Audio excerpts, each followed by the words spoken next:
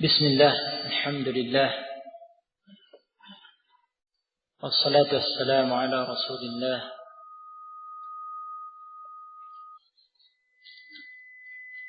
wa ala alihi wa sahbihi wa man walah.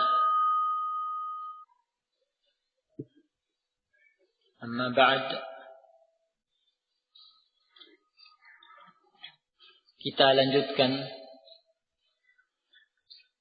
ketentuan niat puasa wajib. Telah kita selesaikan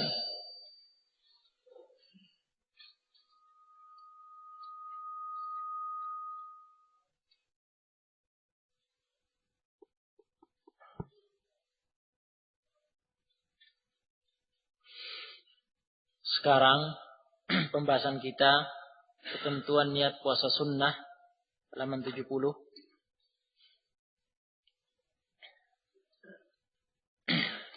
Masalah pertama, penetapan niat puasa sunnah. Dalam hal ini terdapat perselisihan pendapat di kalangan ulama. Wallahu a'lam. Yang terkuat dalam masalah ini pendapat yang menyatakan boleh berniat puasa sunnah di siang hari. Ya, pendapat pertama yang kami nukil di sini. Boleh berniat puasa sunnah di siang hari. Mereka yang berpendapat seperti ini terbagi menjadi dua kelompok. Ada yang berpendapat boleh menetapkan niat puasa sunnah di siang hari secara mutlak, tanpa ada batasan sebelum zawal, sebelum bergesernya matahari ke barat, setelah tengah hari, atau setelahnya. Jadi kapan saja di waktu siang hari, ya, meskipun telah mendekati waktu terbenam matahari. Akan tetapi dengan syarat orang tersebut belum melakukan hal-hal yang bertentangan dengan puasa semenjak terbit fajar hingga ia berniat berpuasa. Ya, dengan syarat ini. Dari terbit fajar hingga dia berniat berpuasa, belum melakukan hal-hal yang bertentangan dengan puasa. Belum makan, minum, dan pembatal puasa lainnya. Ya, syarat ini telah kami nukil sebagaimana pada catatan kaki disebutkan oleh Al-Utsaimin rahimahullah dan Al-Lajnah Daim yang diketahui oleh Ibnu Baz. Adapun jika sudah sempat makan atau minum sebelumnya, sudah tidak bisa, ya, menyusulkan niat berpuasa di siang harinya. Nah, ada juga yang di kelompok yang kedua membatasi, ya, boleh dengan syarat sebelum zawal. Namun, ya, yang terkuat apa yang telah kita dengar sebelumnya.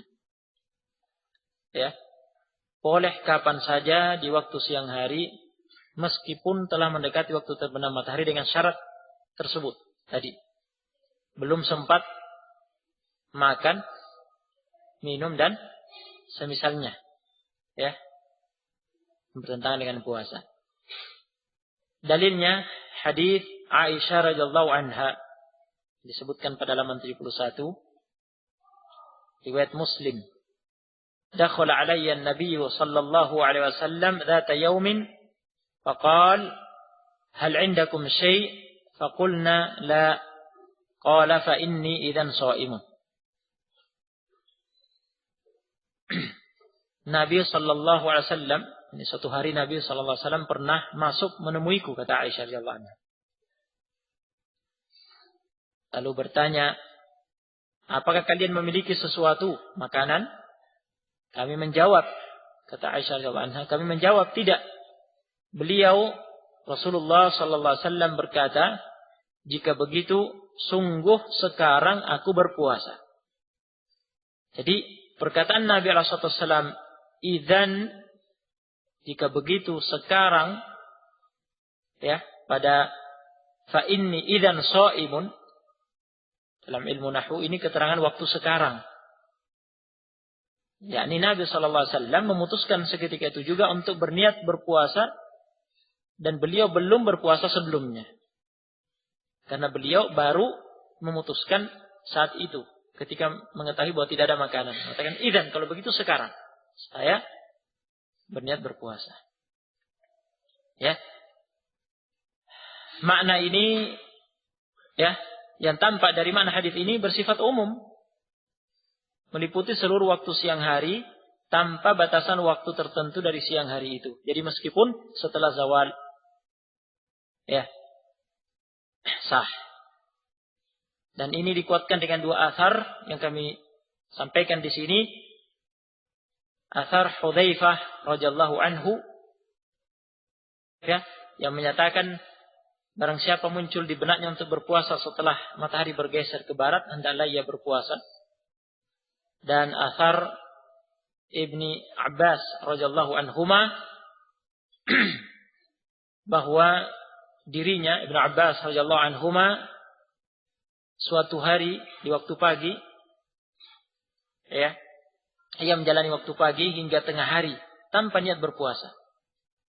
Kemudian di tengah hari, ya, berniat untuk berpuasa. Ya, dalam keadaan kata Ibnu Abbas, aku tidak mencicipi makanan dan minuman apapun sejak pagi sampai sepanjang hari ini. Ya, wa ma akaltu min ta'amin wala syarab mundul yaum. Ya.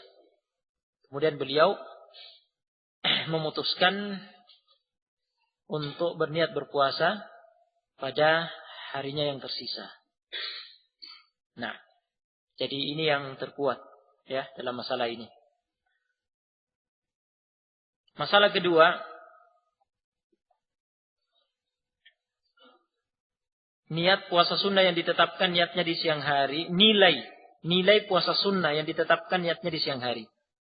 Nilai pahalanya dihitung dari mana? Apakah terhitung mendapatkan nilai puasa sunnah mulai dari terbit fajar hingga terbenam matahari, atau nilai ya pahalanya terhitung dari sejak dia berniat? Ya, bukan dari terbitnya fajar, tapi terhitung dari mulai berniat sampai terbenam matahari. Yang benar adalah yang kedua. Yang benar adalah yang kedua. Terhitung sejak ia memulai berniat untuk berpuasa. Ya, karena Nabi alaihi salatu wasallam bersabda pada hadits Umar radhiyallahu anhu, "Innamal a'malu binniyat wa innamal likulli imri'in ma nawa." Muttafaq alaih. Amalan-amalan itu hanya dilakukan dengan niat, dan setiap orang hanyalah mendapat ganjaran dari apa yang diniatkannya. Setiap orang hanyalah mendapat ganjaran dari apa yang diniatkannya. Dia mulai berniat siang hari. Berarti yang diganjar, diberi pahala adalah sejak dia berniat, mulai berniat sampai terbenamnya matahari. Adapun yang sebelumnya, sebelum dia berniat, ya, dia belum meniatkan puasa di situ. Tidak ada ya nilai ganjaran ya pahala puasa sebelum dia berniat. Nah, namun perlu diingat, ya, kami terangkan di sini pada halaman 74. Pada halaman 74, ya, puasa yang bisa ditetapkan niatnya di siang hari hanyalah jenis puasa sunnah mutlak. Ya, yang tidak ditentukan waktunya dan disyariatkan kapanpun. Ya, selama bukan waktu terlarang atau selama bukan waktu terlarang untuk berpuasa. Adapun untuk puasa sunnah muayyan, puasa sunnah muqayyad, puasa sunnah tertentu yang telah ditetapkan waktunya dalam syariat, seperti puasa Senin Kamis, puasa Asyura 10 Muharram, puasa 3 hari di pertengahan bulan dan sebagainya yang memang sudah ditakyin ya sebagai waktu-waktu tertentu yang disyariatkan berpuasa sunnah, ya. Hukum ini tidak berlaku. Ya, hukum ini tidak berlaku. Jadi, misalnya seseorang punya kebiasaan berpuasa Senin Kamis. Nah, suatu hari Di hari Senin misalnya, ia lupa berpuasa. Hari itu hari Senin, dia lupa berpuasa. Jam 7 pagi atau jam 8 pagi, baru tersadar, oh hari ini hari Senin. Biasanya dia berpuasa, kali ini dia lupa. Ya. Dalam hal ini, boleh dia berniat berpuasa hari itu dengan syarat tadi, sejak subuh sampai jam 8 itu dia belum melakukan hal-hal yang bertentangan dengan puasa, belum sempat makan, minum, dan pembatal puasa yang lainnya. Boleh, tapi nilainya ya itu puasa mutlak. Tidak sah sebagai puasa Senin. Ya, tidak sah sebagai puasa Senin. Karena puasa Senin, puasa Kamis dan semisalnya adalah puasa muayyan. Karena dia memulai puasanya dari jam 8. Dari jam 8. Jadi bukan puasa hari Senin. Hari Senin dimulai dari terbitnya fajar sampai terbenamnya matahari. Sementara dia mulai dari jam 8. Jadi bukan puasa Senin. Puasa muayyan. Tapi nilainya adalah puasa sunnah mutlak. Ya, tetap sah sebagai puasa sunnah. Dan nilai pahalanya adalah puasa sunnah mutlak. Ya, untuk puasa muayyan ya tidak berlaku. Nah, kemudian ketentuan membatalkan puasa. Ketentuan membatalkan puasa. Kami sebutkan di sini perbedaan lain antara puasa wajib dengan puasa sunnah adalah dalam hal boleh tidaknya dibatalkan tanpa udzur. Puasa wajib tidak boleh dibatalkan tanpa udzur safar, udzur sakit dan sejenisnya yang akan disebutkan nanti. Ya, jika dibatalkan karena udzur, wajib diganti dengan cara qada. Jika dibatalkan tanpa udzur, pelakunya berdosa dan tidak disyariatkan melakukan qada puasa sebagai gantinya. Ini menurut pendapat yang kami pandang rajih. Seseorang yang membatalkan puasa tanpa udzur, sengaja membatalkan tanpa udzur, dia berdosa dan tidak ada kesempatan untuk mengqadanya. Beda dengan orang yang membatalkannya karena udzur sakit, ya, safar dan semisalnya. Nah, masalah tidak disyariatkannya mengqada puasa bagi orang yang membatalkan puasanya secara sengaja tanpa udzur, ya, akan dibahas nanti. Ya, secara lengkap. Lain halnya dengan puasa sunnah. Orang yang berpuasa sunnah adalah pemimpin bagi dirinya sendiri. Artinya urusan puasanya terserah kehendaknya. Ya, Rasulullah SAW bersabda pada hadis Ummu Hani radhiyallahu anha, "As-shaimul mutatawwi'u amiru nafsihi in syaa'a shoma wa in syaa'a aftara." Hadis An-Nasai, riwayat An-Nasai dan yang lainnya. Ya, yang dinyatakan sahih oleh Al-Hakim, disepakati oleh Adz-Dzahabi dan Al-Albani. As-shaimul mutatawwi'u amiru nafsihi, orang yang berpuasa sunnah adalah pemimpin dirinya. In syaa'a shoma wa in syaa'a aftara, jika ia mau ia bisa menyempurnakannya, jika ia mau pula ia bisa membatalkannya. Ya.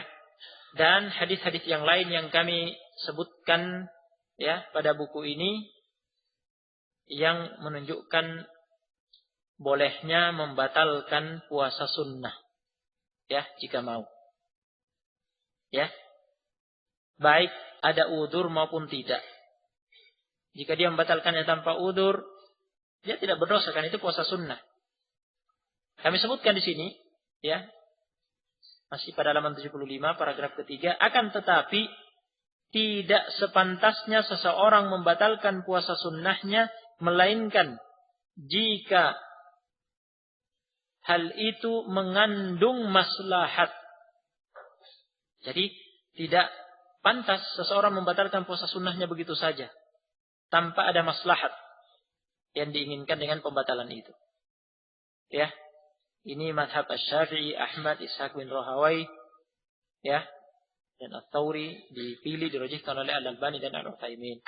Hadis-hadis yang menjadi dalil masalah ini telah kami sebutkan ya secara lengkap di sini. Nah, dan di antara contoh maslahat yang menuntut untuk membatalkan puasa sunnah disebutkan pada hadis yang diriwayatkan oleh Abu Sa'id Al-Khudri ya pada halaman 77. Ketika Abu Sa'id Al-Khudri radhiyallahu anhu pernah membuat makanan khusus ya untuk mengundang Rasulullah sallallahu alaihi wasallam dan para sahabatnya. Ya, ketika Rasulullah SAW menghadiri undangan Abu Sa'id Al-Khudri, jadi Abu Sa'id Al-Khudri radhiyallahu anhu ini membuat makanan khusus, memang khusus untuk mengundang Rasulullah SAW dan sahabatnya. Ketika Rasulullah SAW dan sahabat yang bersamanya datang, ada satu orang di antara yang ikut rombongan itu yang berpuasa sunnah. Dia tidak mau makan. Dia mengatakan, ini shaim, aku berpuasa. Rasulullah SAW menegurnya, mengajarinya, mengatakan, da'akum akhukum wa takallafa lakum. Ya, saudaramu telah sengaja mengundang kamu dan dia telah membebani diri, membuatkan, ya, merepotkan diri, sengaja merepotkan diri, menyiapkan hidangan untuk kamu, untuk kalian. Nah, kemudian Nabi SAW bersabda, aftir wa sum makanahu yawman in syi'ta. Berbukalah. Jadi Nabi SAW memerintahkan laki-laki itu untuk ikut makan, untuk membatalkan puasanya, karena ada maslahat yang diinginkan di sini. Maslahatnya apa? Untuk menyenangkan tuan rumah, karena dia sengaja membuat makanan itu, sudah merepotkan diri, menyiapkan biaya, waktu, memasaknya, menghidangkannya, kemudian mengundang. Kemudian ternyata tidak disantap, bagaimana perasaannya? Kan kecewa. Ya, ini ada maslahat ya untuk berbuka di sini. Nah, untuk menyenangkan yang mengundang, ya, mempererat ukhuwah, ya, agar tidak kecewa. Oleh karena itu Nabi SAW memerintahkan kepada dia agar berbuka. Dan ya, jika memang mau bisa diqadha di waktu yang lain. Ya, mengqadha puasa sunnah yang dibatalkan, ya, tidak wajib. Hukumnya pun mustahab, sunnah. Sebagaimana asalnya hukumnya sunnah, jika dibatalkan, ya, mengqadhanya pun hukumnya sunnah. Wallahu a'lam. Kita masuk ke bab yang kelima, ketentuan puasa bagi orang sakit dan musafir. Kata Imam As-Sa'di rahimahullah, wal maridu alladhi yatadarraru bis-shaumi wal musafiru lahum al-fitru was-siyamu. Orang sakit yang terkena mudarat karena berpuasa dan musafir, keduanya memiliki pilihan untuk berbuka, tidak berpuasa, atau tetap berpuasa. Ya, keterangan matan ini, ketentuan puasa bagi orang sakit. Ya, jadi matan ini meliputi dua pembahasan, yaitu ketentuan puasa bagi orang sakit dan ketentuan puasa bagi musafir. Yang pertama, ketentuan puasa bagi orang sakit. Allah Subhanahu wa taala telah memberi keringanan. Ya, rukhsah pada ayat yang telah lewat, Al-Baqarah ayat 184, "Faman kana minkum maridan aw 'ala safarin fa'iddatun min ayamin ukhar." Maka dari itu barang siapa di antara kalian sedang sakit atau dalam safar lalu ia berbuka, diwajibkan baginya berpuasa sebanyak hari yang ditinggalkan itu pada hari-hari yang lain. Ya. Alim ulama juga telah ijma'. Ya, alim ulama juga telah ijma', sepakat bahwa orang sakit di bulan Ramadan mendapat rukhsah, keringanan untuk berbuka, tidak menjalankan puasa, dan berkewajiban melakukan qada puasa di luar Ramadan sebagai gantinya. Beberapa masalah terkait ketentuan puasa bagi orang sakit. Masalah pertama, kriteria sakit yang menjadi udzur untuk mendapat keringanan tidak berpuasa. Menurut penulis Syekh As-Sa'di rahimahullah pada matannya menyatakan bahwa kriterianya adalah apabila orang sakit tersebut akan mendapat mudarat jika berpuasa. Beliau mengatakan wal maridul ladzi yatadarraru bis-shaum. Orang sakit yang terkena mudarat karena berpuasa. Jadi beliau menetapkan bahwa kriteria orang sakit yang mendapat keringanan untuk tidak menjalankan puasa di bulan Ramadan adalah orang sakit yang apabila orang sakit tersebut berpuasa dia akan mendapat mudarat. Ya, dia akan termudaratkan. Apa yang dimaksud dengan mudarat bagi orang sakit? Ya, yang berpuasa, mudarat yang dimaksud sakitnya semakin parah atau memperlambat kesembuhannya. Tertunda kesembuhannya. Itu mudarat yang dimaksud. Ya, berdasarkan ini, ya, jika sakit seseorang sampai pada tingkatan yang disebutkan, jika dia berpuasa, dia termudaratkan. Artinya sakitnya akan semakin parah dengan puasa itu, atau semakin lambat kesembuhannya dengan puasa itu, berarti ada keringanan baginya untuk ya tidak berpuasa. Ya, artinya puasa tersebut sudah pada tingkatan yang berat, ya, dan menyiksa, yang akan memudaratkan bagi orang sakit. Ya, gambarannya puasa itu berat dan menyiksa dia, sehingga bermudarat padanya. Nah, ini yang disebutkan oleh Sa'di rahimahullah, mazhab al-Imam Ahmad rahimahullah. Ya. Bagaimana dengan orang sakit yang jika berpuasa dia tidak termudaratkan, tetapi berat baginya karena sakit? Nah, berdasarkan yang kita dengar, ya, dia tidak masuk dalam kriteria ini berarti. Nah, ya. Namun kami menemukan fatwa Al-Lajnah Daimah, ya, kami sebutkan di sini pada halaman 81, kami menemukan fatwa Al-Lajnah Daimah yang diketuai oleh Ibnu Baz yang membolehkan berbuka, tidak berpuasa apabila puasa itu terasa berat bagi orang sakit itu, meskipun tidak menimbulkan mudarat terhadap kondisi sakit. Ya, fatwa Al-Lajnah Daimah, dalam fatwa Al-Lajnah Daimah bunyinya, kata mereka, jika realitasnya sebagaimana yang Anda sebutkan yang dalam pertanyaan, disyariatkan bagi Anda untuk berbuka, tidak berpuasa selama puasa tersebut membawa mudarat atau terasa berat bagi Anda. Nah, jadi Al-Lajnah Daimah menyebutkan dua. Jika membawa mudarat yang dimaksud sudah diterangkan tadi, atau terasa berat bagi Anda. Jadi menurut fatwa ini ada dua kategori bagi orang sakit yang diperbolehkan untuk berbuka, yaitu jika puasa itu memberi mudarat atau memberatkannya meski tidak ada mudaratnya. Meskipun tidak sampai mudaratkannya, namun dia terasa berat. Ya, sudah boleh berbuka.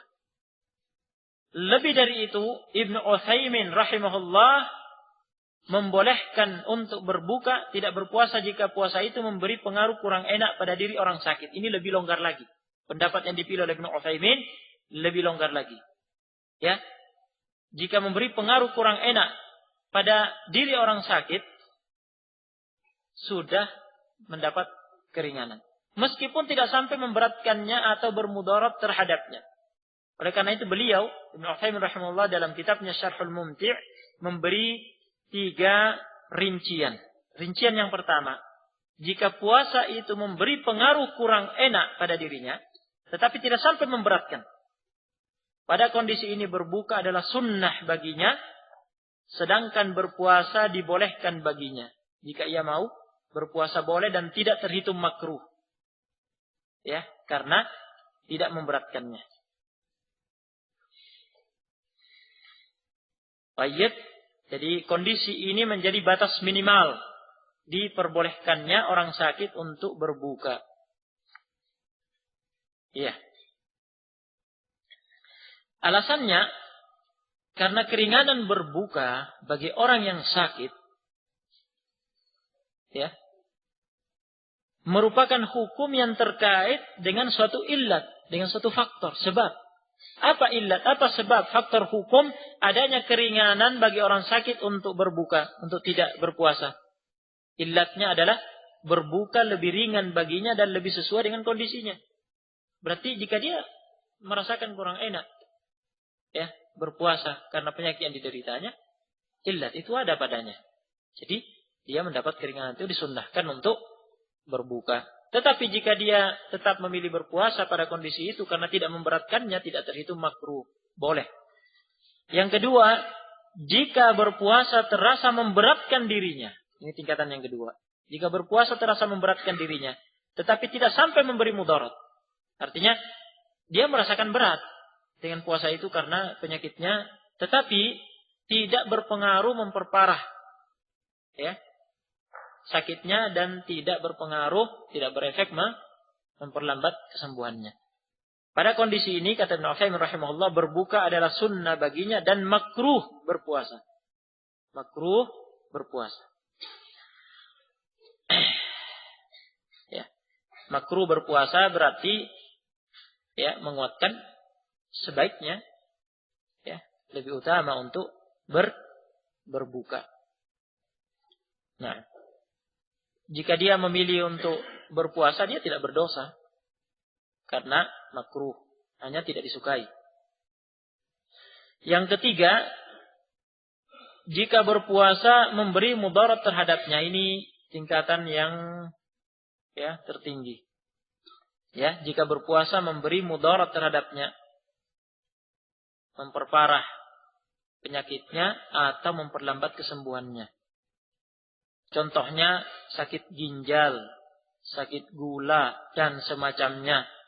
Jika dia berpuasa, semakin parah penyakitnya atau semakin tertunda kesembuhannya. Pada kondisi ini, wajib atasnya untuk berbuka dan haram untuk berpuasa. Ya, ini rincian yang dipilih oleh Ibnu Utsaimin rahimahullah dalam Asy-Syarhul Mumti'. Nah, kondisi yang terakhir Ibnu Utsaimin rahimahullah mengatakan bagi yang terkena mudarat ya. Jika sakitnya sampai pada tingkatan jika dia berpuasa dia termudaratkan ya. Wajib berbuka dan haram berpuasa. Ini berdasarkan dalil-dalil dari Al-Quran dan As-Sunnah. Nah, dalil itu kami terangkan pada catatan kaki. Allah Subhanahu wa taala berfirman, "Wala tulqu bi aydikum ila tahlukah." Al-Baqarah ayat 195.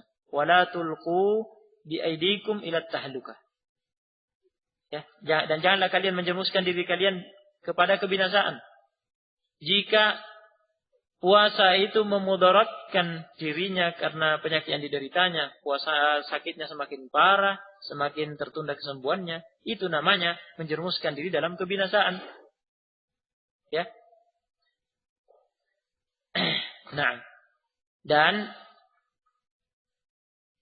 ayat yang semakna dengan ini dalam surat An-Nisa, adapun dari sunnah Nabi alaihi salatu wassalam, hadis sabda Nabi SAW, la darara wa la dirar.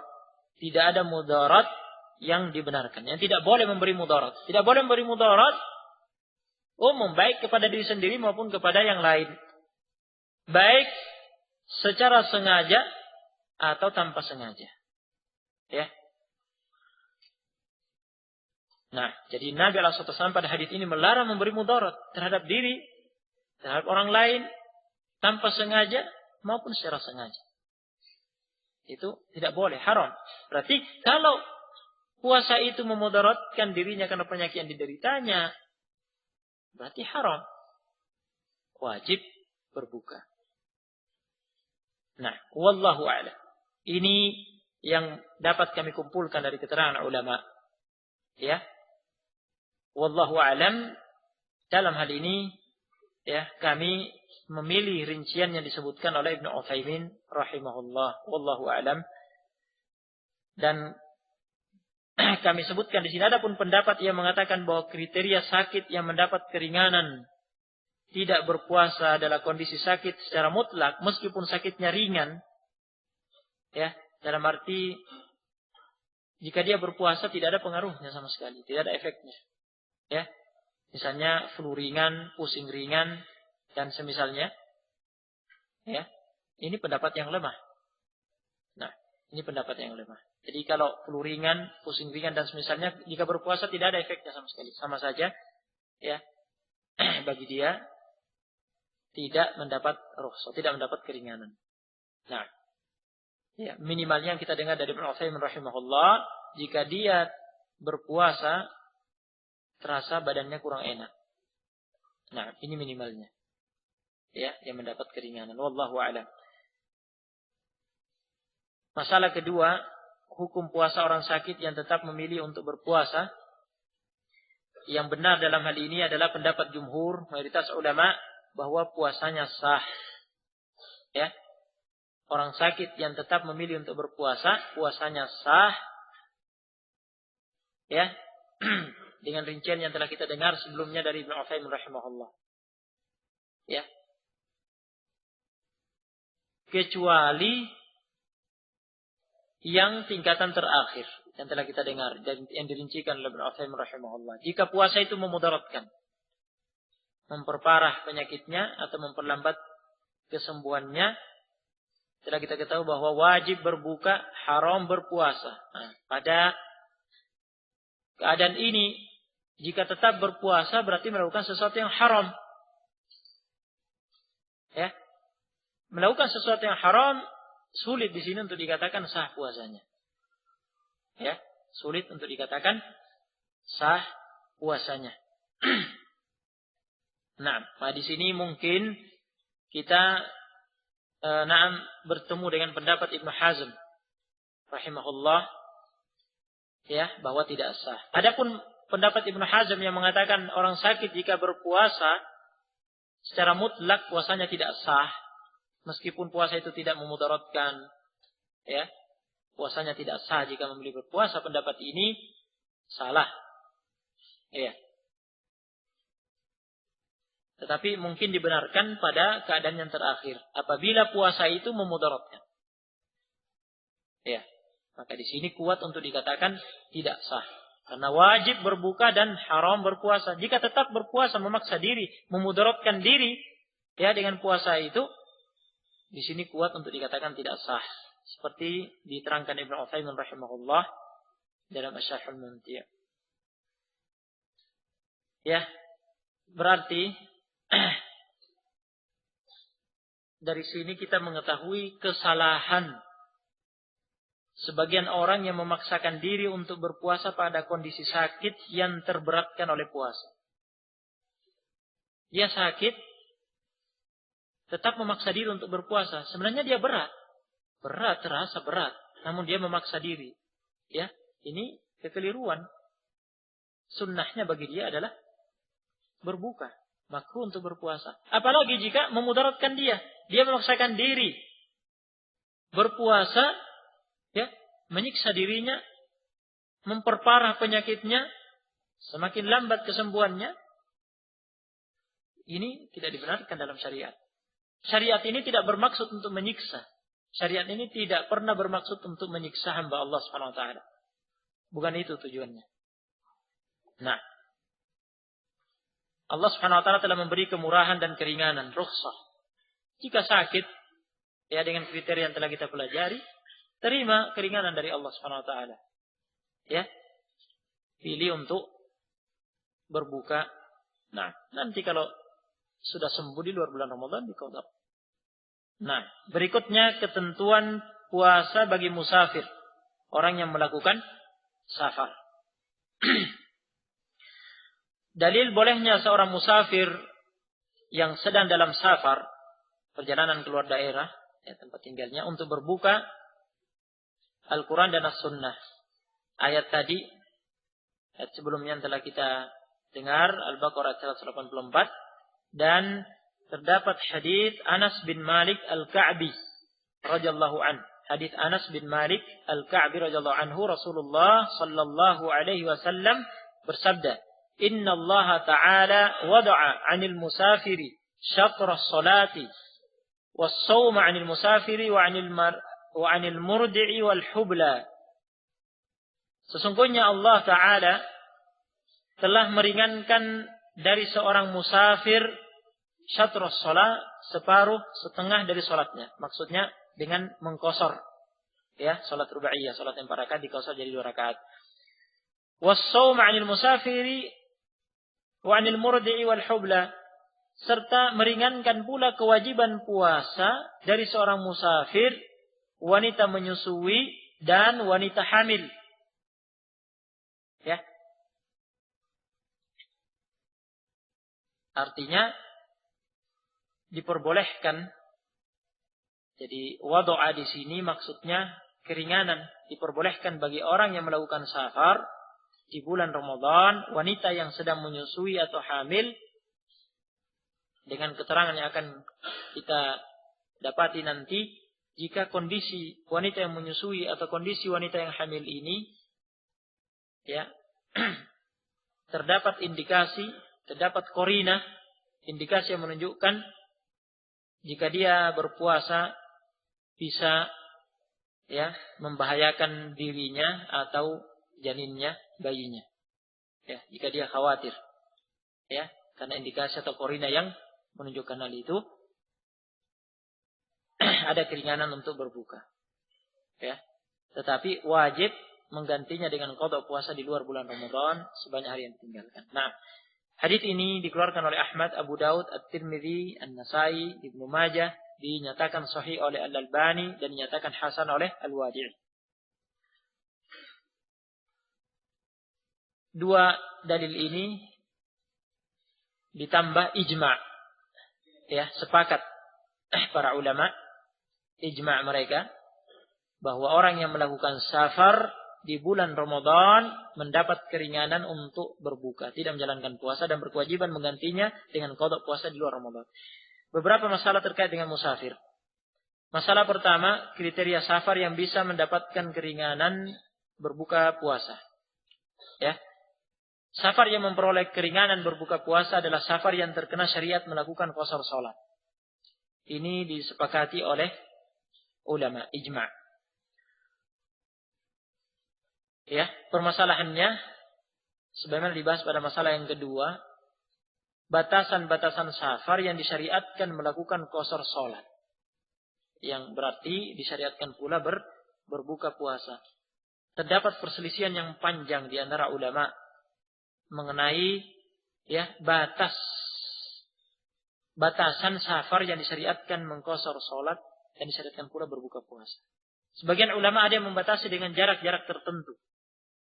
Ya, dikarenakan ada sebagian hadis yang menyebutkan bahwa Rasulullah SAW keluar dengan sejarak ya tertentu kemudian mengqasar.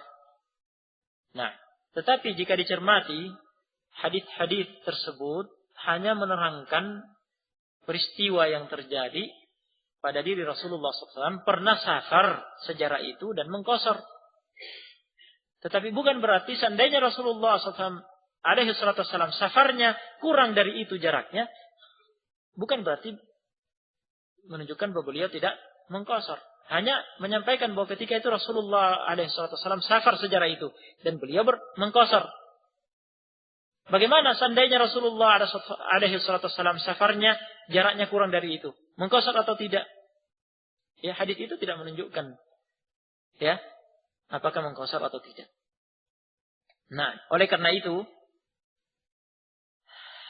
imam-imam ahli tahqiq seperti Ibnu Taimiyah, Ibnu Qayyim, Al-Albani dan Al-Utsaimin rahimahumullah, mereka berpendapat bahwa safar yang disyariatkan melakukan qasar salat, yang disyariatkan pula berbuka puasa, tidak dibatasi dengan jarak-jarak tertentu. Penentuan batasan safar tersebut dikembalikan kepada adat kebiasaan kaum muslimin yang menganggap perjalanan itu sebagai safar atau bukan. Ya, keterangan lengkapnya telah kami nukil di sini penjelasan Ibnu Taimiyah, pendalilan beliau dari Majmu' al-Fatawa. Ya. Jadi dalil-dalil yang menyebutkan ya qasar salat bagi musafir dan rukhsah untuk berbuka bagi musafir, ya, dalil-dalil tersebut menunjukkan ya makna yang kita dengar yang dipilih oleh Ibnu Taimiyah rahimahullah. Ya. Karena kaidahnya jika ada suatu istilah dalam syariat Kemudian syariat tidak memberi batasan. Syariat tidak memberi batasan safar. Dalam Al-Quran dan Sunnah tidak ada penentuan batasannya. Dari segi bahasa juga tidak ada. Maka dikembalikan kepada urf. Dikembalikan kepada adat kebiasaan. Apa yang dianggap adat kebiasaan masyarakat keluar ya ke daerah itu adalah safar, berarti safar. Jika tidak dianggap pada kebiasaan mereka safar, berarti bukan safar. Nah,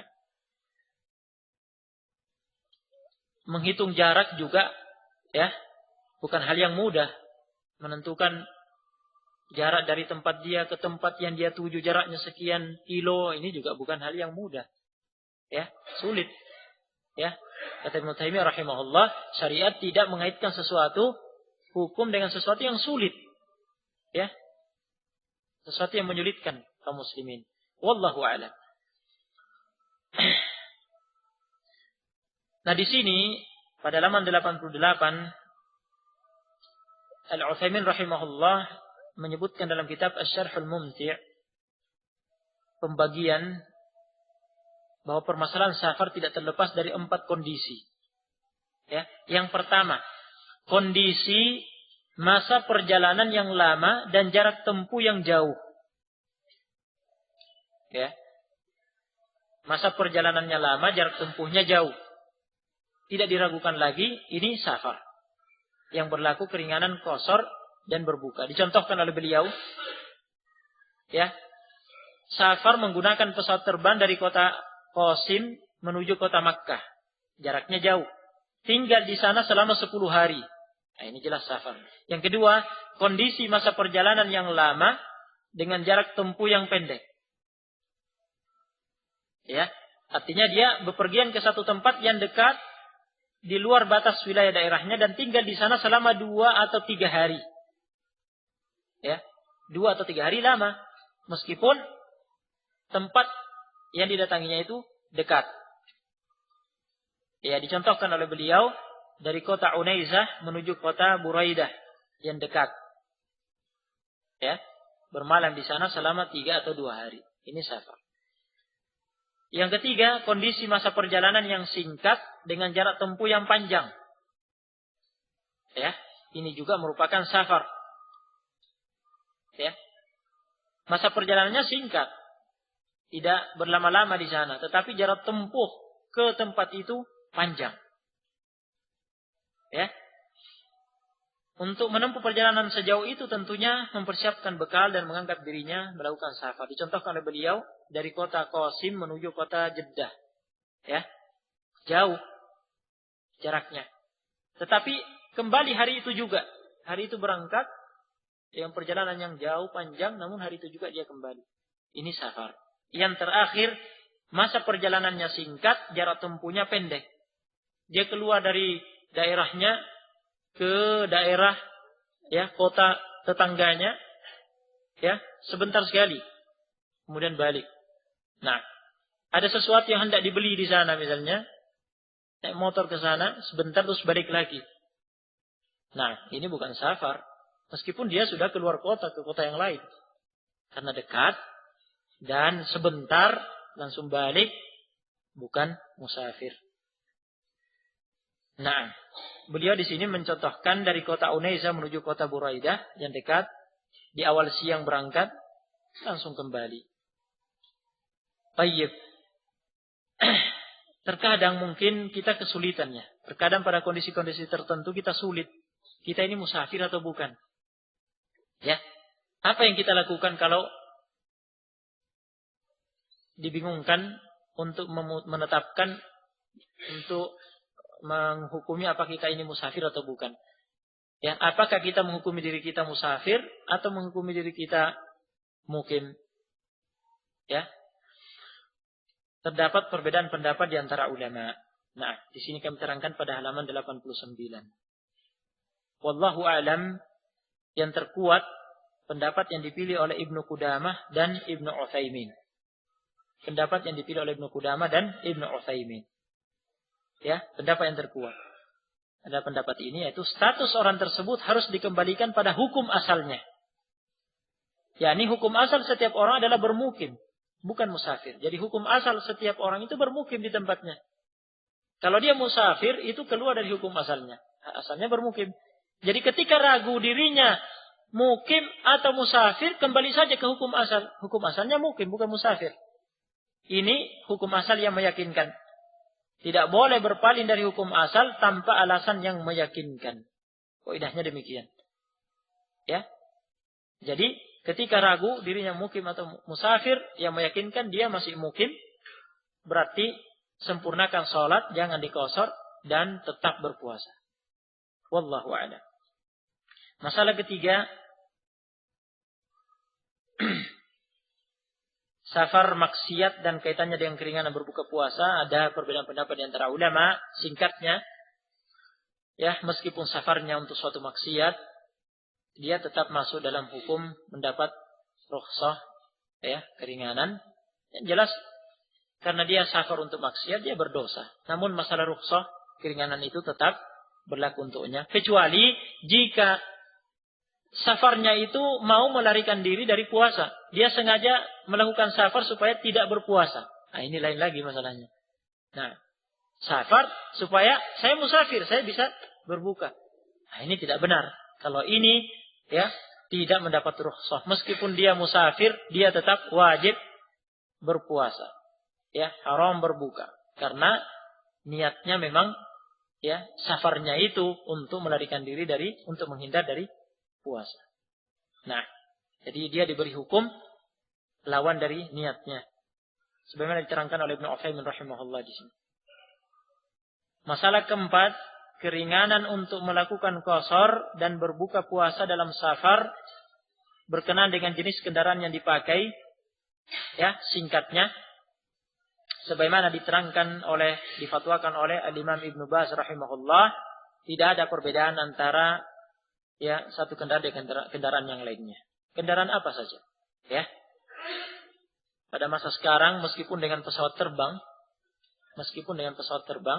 yang cepat, ya, juga, ya, pelakunya tergolong musafir. Nah, jika termasuk dalam kriteria safar, dia mendapat rukhsah keringanan untuk berbuka. Nah, masyaqqah as-safar, beratnya safar itu tetap dirasakan meskipun dengan pesawat terbang. Nah, meskipun dengan mobil yang bagus, yang mewah, ya, ber-AC, itu tetap efek safar itu tetap dirasakan. Nah, jadi tidak ada bedanya antara satu kendaraan dengan kendaraan yang lainnya. Nah, masalah kelima, beberapa keadaan musafir terkait dengan hukum berpuasa dan berbuka. Nah, beberapa keadaan musafir terkait dengan hukum berpuasa dan berbuka. Ada 3 rincian yang kami sebutkan di sini. Nah, dengan rincian hukum masing-masing. Yang pertama, berpuasa atau berbuka sama saja bagi musafir itu. Nah, ada sebagian musafir, masya Allah, alaih, ya, fisiknya bagus, sehat dan kuat, ya. Ketika safar biasa-biasa saja, berpuasa atau tidak sama saja bagi dia. Nah, ada sebagian orang yang seperti itu, ya. Ada juga, ya, terkadang seperti itu, terkadang tidak, kan begitu, tergantung keadaan ketika safar. Nah, atau dia mendapatkan kemudahan dalam safar sehingga tidak merasakan penatnya safar. Yang jelas, pada keadaan seperti ini, musafir yang kondisinya seperti ini, ya, mana yang afdal bagi dia? Tetap berpuasa dalam safarnya atau berbuka? Ya. Terdapat 3 pendapat di antara ulama. Ada yang mengatakan afdal baginya untuk berpuasa. Afdal baginya berpuasa. Ya. Agar dia mendapatkan keutamaan berpuasa di bulan Ramadan daripada mengqadha. Afdal. Ya. Dan ada riwayat bahwa Rasulullah alaihi salatu wassalam pernah dalam safarnya berpuasa. Nah, hadis Abu Darda yang disebutkan di sini. Nah, hadis muttafaq alaih. Ya. Dengan alasan pilihan Rasulullah alaihi salatu wassalam memilih untuk berpuasa pada safarnya itu karena kondisinya bagus, kuat, ya. sama saja bagi diri beliau berpuasa atau tidak, yang menunjukkan itu afdal. Nah, dan tinjauan makna di antaranya yang telah kita dengar tadi, ya, agar mendapatkan keutamaan tetap berpuasa di bulan Ramadan. Ya, makna yang lain agar ya menyegerakan diri dalam melaksanakan kewajiban daripada diqadha. Nah, ini pendapat yang pertama. Pendapat yang kedua mengatakan yang afdal adalah berbuka. Jadi sebaliknya, pendapat yang kedua afdal berbuka. Ya. Pendapat ini berdalil dengan hadis Hamzah bin Amr al-Aslami. Hadis Hamzah bin Amr al-Aslami radhiyallahu anhu yang pernah bertanya kepada Nabi sallallahu alaihi wasallam, menyatakan bahwa dirinya mendapatkan kekuatan dalam safar untuk berpuasa. Hal alayya junah?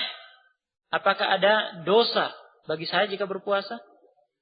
Nah, dijawab oleh Nabi sallallahu alaihi wasallam, "Hiya rukhsatun minallahi, faman akhadha biha fahasan, wa man ahabba an yasuma fala junaha alaihi." Berbuka adalah rukhsah dari Allah Subhanahu wa taala. Barang siapa mengambil keringanan itu, hal itu adalah baik, hasan. Dan barang siapa memilih untuk tetap berpuasa, tidak ada dosa atasnya. Ini riwayat Muslim. Ya, pendapat ini berdalil Nabi SAW mengatakan itu rukhsah dari Allah Subhanahu wa taala. Barang siapa mengambilnya itu baik. Nah, berarti lebih baik dia ambil rukhsah itu. Lebih utama berbuka. Juga berdalil dengan hadis Innallaha yuhibbu an tu'ta rukhasuhu kama yakrahu an tu'ta ma'siyatuh. Sesungguhnya Allah menyukai untuk diambil keringanan-keringanannya sebagaimana Allah tidak suka untuk dimaksiati. Ya berarti karena Allah Subhanahu wa taala menyukai keringanan-keringanannya diambil, berarti afdal keringanan ini diambil, yaitu afdal berbuka. Pendapat yang ketiga, pendapat yang menyatakan yang lebih utama baginya adalah mana yang paling mudah baginya. Antara berpuasa atau berbuka ditinjau dari segi sulit atau tidaknya untuk melakukan qadha. Jika lebih mudah untuk berpuasa dan sulit untuk melakukan qadha, yang afdal baginya adalah berpuasa. Jika melakukan qadha puasa di luar Ramadan lebih mudah baginya, yang utama adalah melakukan qadha. Ada sebagian orang mungkin justru di luar bulan Ramadan dia sibuk dengan pekerjaan, ya, dan mungkin malah banyak safar, ya, justru sulit dia untuk mengqadha di luar Ramadan. Berarti afdal tetap berpuasa. Nah, dan ingat pembahasan kita masih keadaan yang pertama, ya, yaitu berpuasa bagi musafir itu sama saja baginya. Berpuasa atau tidak sama karena kondisinya bagus, kondisinya kuat. Nah, pendapat yang ketiga ini, ya, yang dipilih oleh Al-Albani rahimahullah. Ya, pendapat yang ketiga ini yang dipilih oleh Al-Albani rahimahullah. Ini pendapat dari kalangan salaf. Yang memilih pendapatnya adalah Mujahid, Umar Ibn Abdul Aziz, Qatadah rahimahumullah. Pendapat ini yang dipilih oleh Ibnul Munzir dan Al-Albani rahimahumullah jami'an. Ya, pendapat ini berdalil dengan ayat dalam surat Al-Baqarah ayat 185. Yuridullahu bikumul yusra wa la yuridu bikumul usra. Allah menyukai kemudahan bagi kalian dan tidak menyukai kesulitan bagi kalian. Jadi, Allah menyukai kemudahan. Berarti yang afdal mana yang mudah? Kalau memang lebih mudah jika berpuasa saja ketika itu karena di luar Ramadan justru sulit mengqadhanya.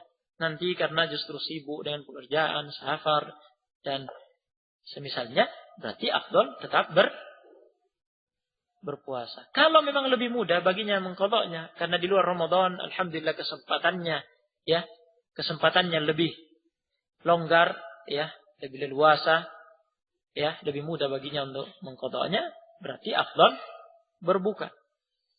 Ya, pilih berbuka dan diqadha nanti. Nah, mana yang lebih mudah? Karena Allah SWT menyukai kemudahan. Al-Albani rahimahullah menguatkannya dengan hadis Aisyah radhiyallahu anha, juga hadis ya tentang Hamzah bin Amr al-Aslami yang bertanya kepada Rasulullah alaihi salatu wassalam, ya, menyatakan, inni rajulun asrudus shaum afa asumu fis safar, sesungguhnya aku adalah seorang yang selalu berpuasa. Apakah saya boleh berpuasa saat safar? Nabi alaihi wasallam menjawab, sum in syi'ta wa aftir in syi'ta. Hadis ini muttafaq alaih. Riwayat Al-Bukhari dan Muslim, muttafaq alaih. Ya. Sum in syi'ta wa aftir in syi'ta. Silakan berpuasa jika engkau mau dan silakan berbuka jika engkau mau. Jadi Nabi SAW mengembalikan terserah kepada Hamzah bin Amr al-Aslami. Artinya terserah mana yang lebih mudah bagi dia. Ya. Terkait dengan kemudian mengqadanya di luar bulan Ramadan. Nah. Kedua dalil ini cukup insyaallah. Apalagi ditambah dengan hadis Hamzah bin Amr al-Aslami juga pada riwayat yang lain, riwayat Tammam dalam kitab Al-Fawaid yang disebutkan oleh Al-Albani rahimahullah. Naam. Ya, jika hadis ini sabit dari Rasulullah SAW, semakin memperjelas masalah ini. Jika tidak sabit dari Rasulullah SAW, dua dalil tadi, ayat dan hadis Aisyah sudah cukup. Wallahu alam, dalam hal ini kami ya memilih pendapat Al-Albani rahimahullah. Pendapat yang terakhir tadi paling kuat di antara pendapat-pendapat yang ada. Wallahu a'lam. Nah, keterangan yang tersisa, bantahan terhadap pendapat-pendapat yang lainnya, jawaban terhadap bantahan yang lainnya, jawaban terhadap pendapat-pendapat yang lainnya, ya, bisa disimak dalam buku ini. Nah,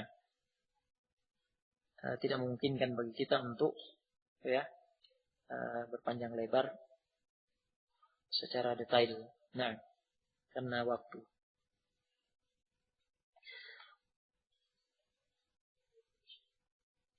Yang kedua, berbuka lebih ringan bagi musafir. Keadaan yang kedua, berbuka lebih ringan bagi musafir.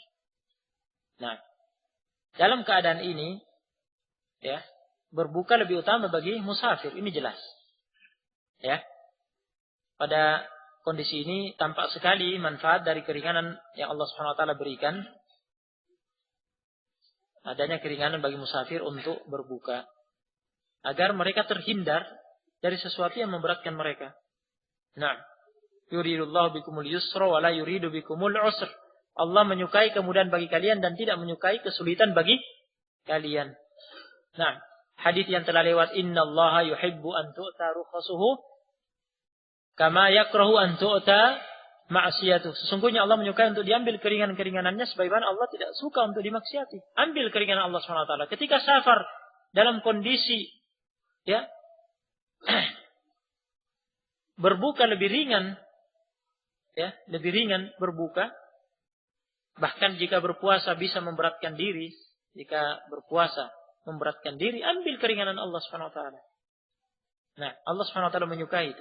Afdal berbuka.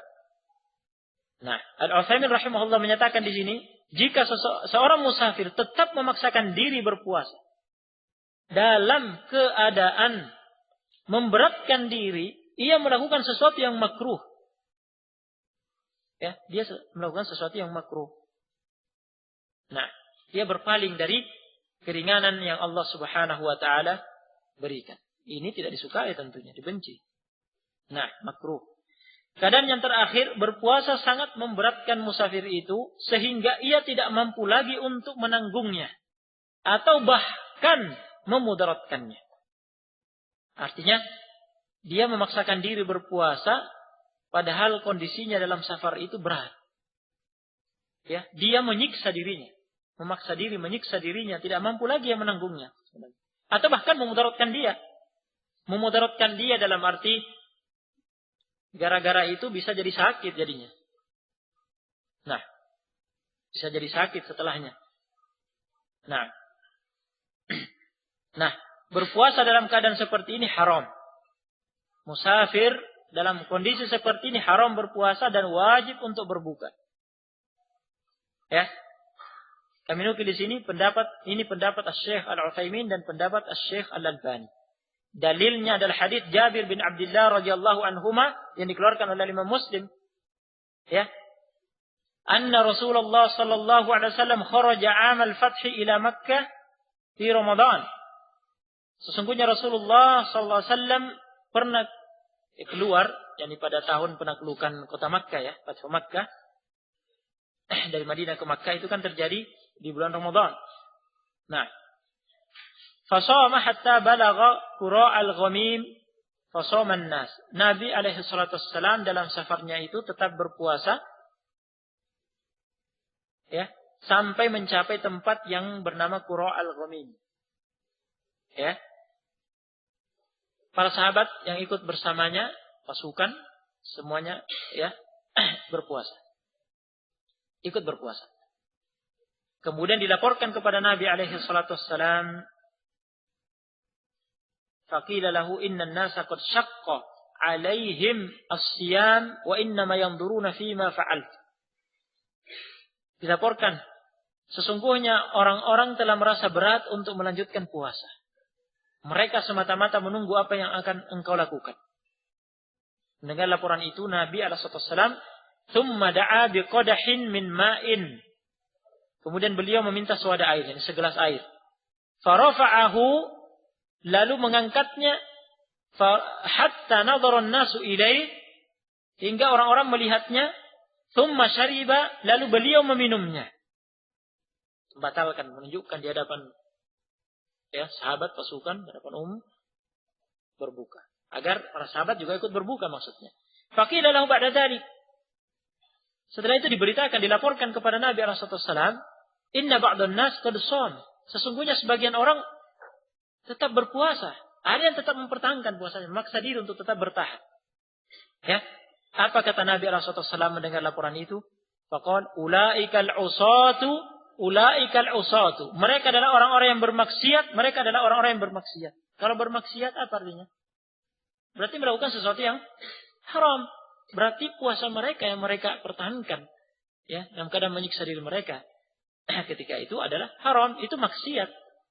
Nah, karena dihukumi mereka bermaksiat oleh Rasulullah SAW. Dalil yang kedua hadis Jabir bin Abdullah radhiyallahu anhuma, muttafaq alaih. Ya, yang menceritakan Rasulullah SAW pernah dalam satu safar, ya, fara'a rajulan alaihi zihamun qad dhullila alaihi. Nabi SAW dalam safarnya itu melihat seseorang dikerumuni orang banyak dalam keadaan dinaungkan di bawah pohon dari panas matahari. Jadi orang ini, ya, rupanya sudah terjatuh dalam safar, bertahan berpuasa menyiksa dirinya, ya, jatuh dikerumuni orang banyak kemudian dinaungkan ke bawah pohon, ya, disingkirkan dari jalan, dinaungkan di bawah pohon agar menaun dari panas matahari. Melihat kerumunan itu, Nabi alaihi salatu wasallam bertanya, "Ma hadza? Ada apa ini?" Ya, para sahabat menjawab, "Shaim." Ya, orang ini berpuasa. Nabi alaihi salatu wasallam bersabda, ya, "Laisa minal birri as-siyamu fis safar." Bukan merupakan kebaikan berpuasa dalam safar. Artinya, bukan kebaikan berpuasa dalam safar untuk orang yang kondisinya seperti ini. Bukan na'am musafir secara mutlak, karena Nabi SAW sendiri berpuasa dalam safarnya. Maksudnya bukan kebaikan berpuasa dalam safar untuk orang yang kondisinya seperti ini, sudah menyiksa diri. Ya. Ini menunjukkan, ya, haram. Iya. Kalau kita sudah mengetahui bahwa haram, ini kondisi yang terakhir ini ya, apakah puasanya sah atau tidak? Ya, apakah puasanya sah atau tidak? Di sini, ya mungkin kita bisa menyepakati pendapat Al-Dhahiriyah seperti Ibn Hazm dan yang lainnya bahwa puasa musafir itu tidak sah pada kondisi tersebut, karena dia melakukan sesuatu yang haram. Ya, wallahu a'lam. Adapun pendapat Al-Dhahiriyah mengatakan musafir yang berpuasa pada kondisi apapun yang mutlak tidak sah, ini jelas salah. Nah, karena Nabi SAW berpuasa, sebagian sahabatnya berpuasa dalam safar, ya, dan mengizinkan Hamzah bin Amr al-Aslami terserah jika memang kuat. Nah, kecuali kalau memaksakan diri, menyiksa diri, bahkan ya sampai memudaratkan seperti yang telah kita dengar pada dua hadis ya barusan. Nah, pada kondisi itu haram berpuasa, dan jika berpuasa kuat di sini untuk dikatakan tidak sah puasanya karena melakukan sesuatu yang haram. Wallahu a'lam.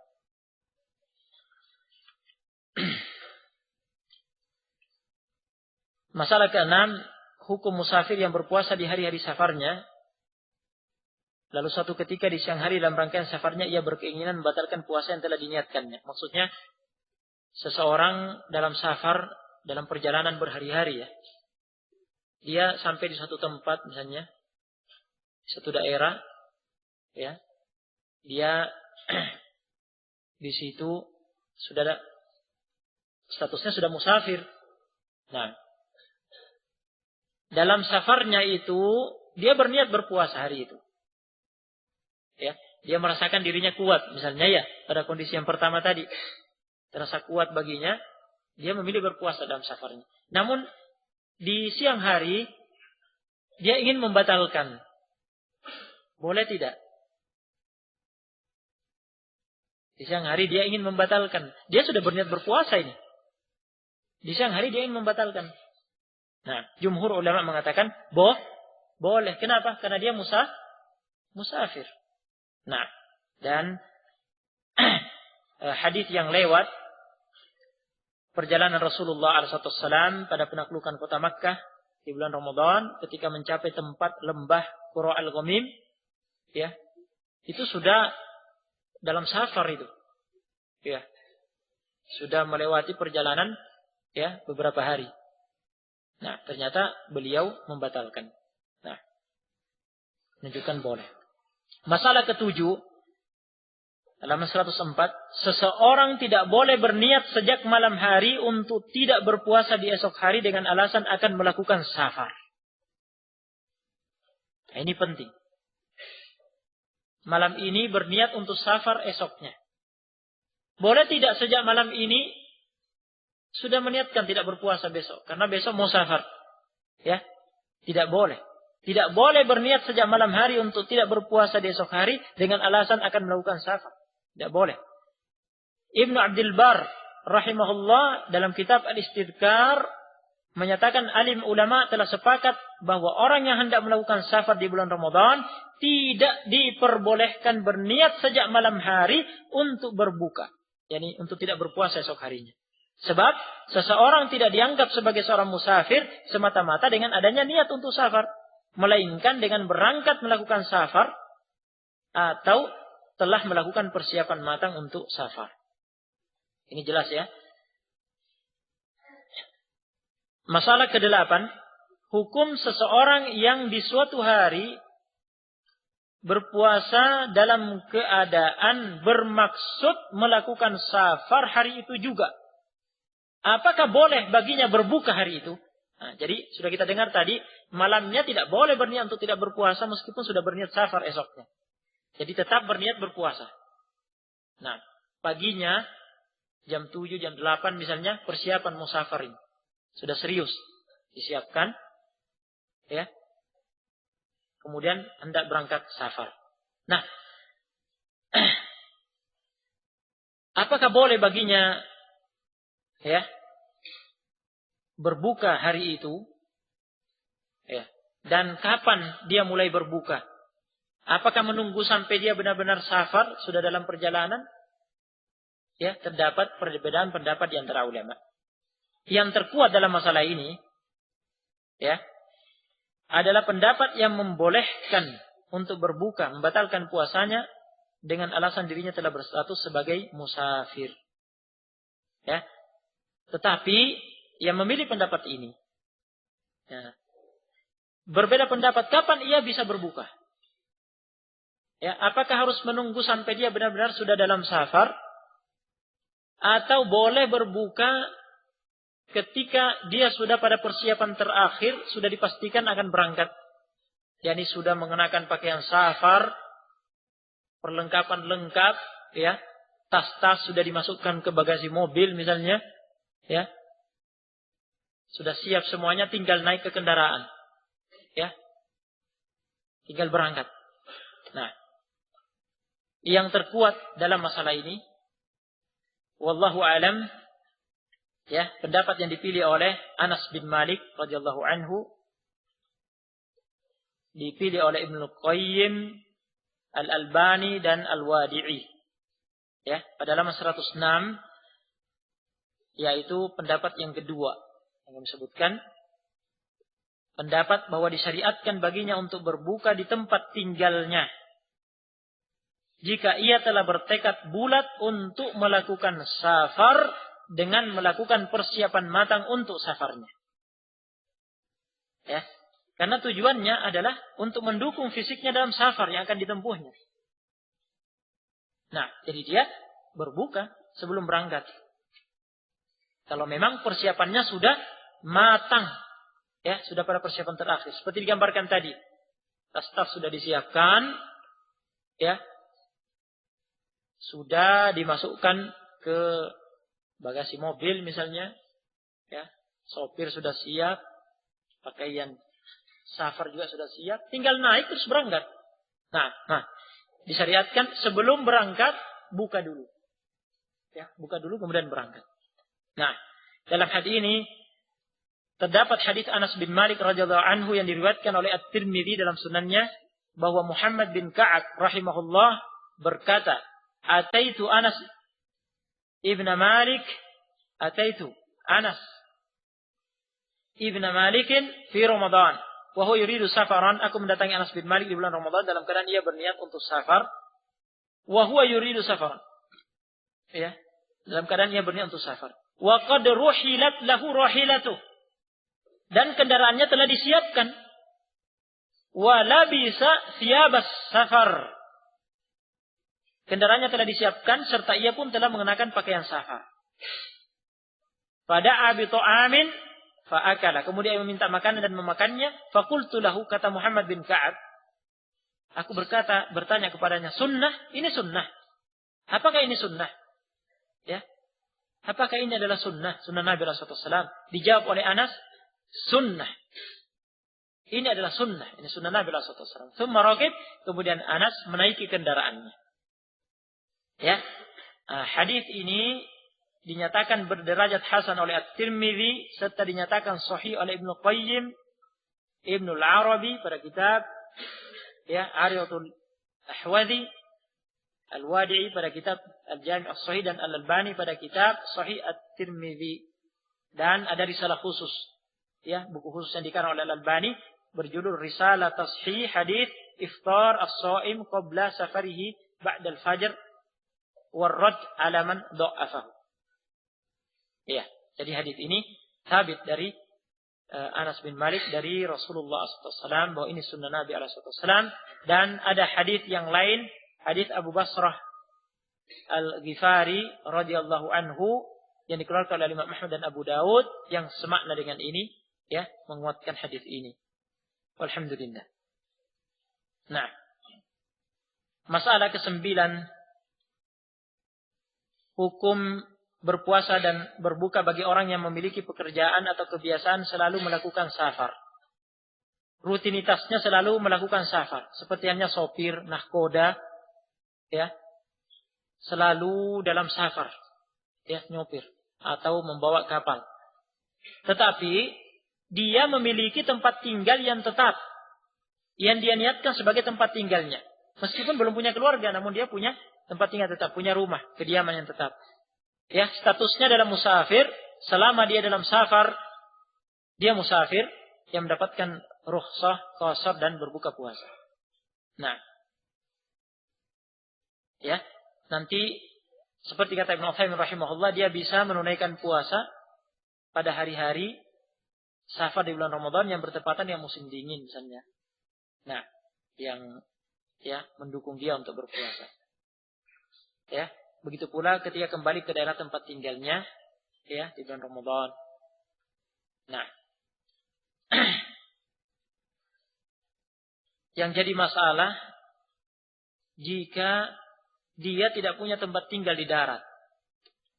Nah, ia selalu di atas kendaraannya bersama keluarganya. Nah, di atas kapal misalnya dia punya kamar khusus dan keluarganya, sudah itu jadi rumahnya. Nah, bersama keluarganya. Tidak punya tempat tinggal di darat. Nah, jika ini terjadi bagaimana? Ini diperselisihkan oleh ulama Al-Imam Ahmad dan Al-Imam Syafi'i berbeda pendapat di sini.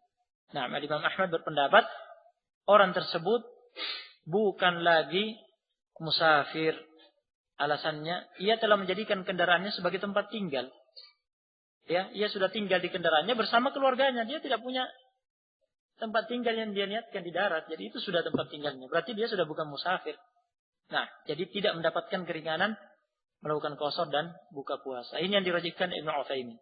Adapun Imam Syafi'i berpendapat dia tetap musafir. Ya, yang mendapat keringanan mengqashar dan berbuka. Wallahu a'lam. Mungkin ya pendapat Imam Ahmad lebih dekat, wallahu a'lam. Terakhir, perhatian peringatan.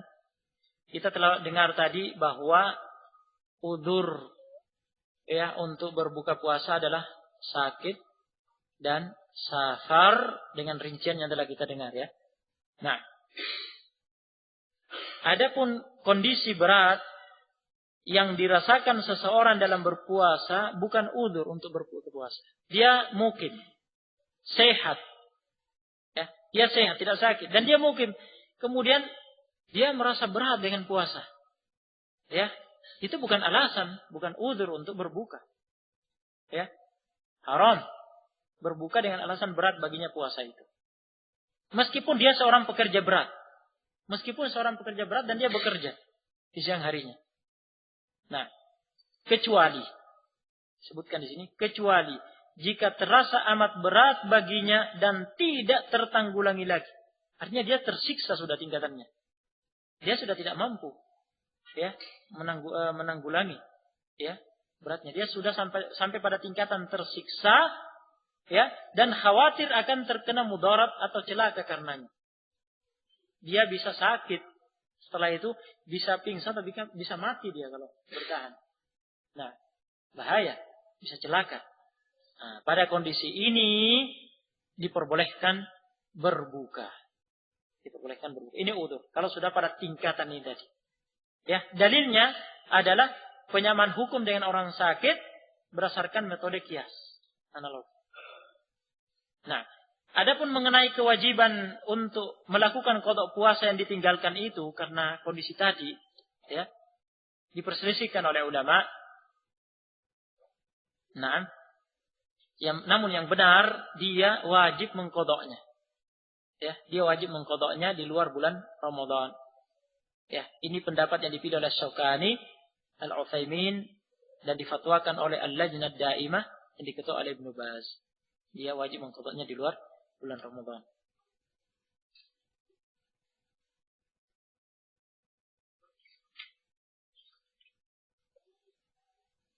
Nah, bab yang ke-6, ketentuan puasa bagi wanita dalam kondisi-kondisi khusus. Al-Imam As-Sa'di rahimahullah berkata, "Wal haid wan nufasa'u yahrumu 'alaihima as-siyam wa 'alaihima al-qada'. Wal hamil wal murdi'u idza khafata 'ala waladayhima aftarata wa qadayata wa ad'amata 'an kulli yawmin miskina." Wanita haid dan wanita nifas diharamkan berpuasa dan berkewajiban melakukan qada puasa. Adapun wanita hamil dan wanita menyusui, jika keduanya mengkhawatirkan keadaan janin dan bayinya, diperbolehkan berbuka, yakni tidak berpuasa, serta berkewajiban melakukan qada puasa dan memberi makanan fidyah kepada seorang fakir miskin untuk setiap puasa yang ditinggalkannya. Ya. Keterangannya dalam syarah. Pertama, ketentuan puasa bagi wanita haid dan wanita nifas ini sudah maklum. Wanita yang sedang haid atau nifas diharamkan berpuasa. Ya, itu penghalang yang telah diterangkan di awal. Jika tetap berpuasa dalam kondisi haid atau nifas berdosa. Dan puasanya juga tidak sah. Nah, jadi wajib berbuka dan melakukan qada puasa yang ditinggalkan di luar bulan Ramadan, dan ini ijma' ulama. Nah, dalil-dalilnya juga jelas. Sabda Rasulullah alaihi salatu wassalam dalam hadits Abi Sa'id Al-Khudri ketika menerangkan kekurangan akal dan agama kaum wanita. Kekurangan agamanya adalah alaysa idza hadat lam tusalli wa lam tasum. Bukankah jika wanita itu sedang haid, sama dengan haid nifas, dia tidak sholat dan tidak berpuasa. Nah, hadis ini muttafaq alaih. Juga hadis Aisyah radhiyallahu anha muttafaq alaih yang menceritakan kunna nahidu ala ahdi Rasulillah sallallahu alaihi wasallam tsumma nathur.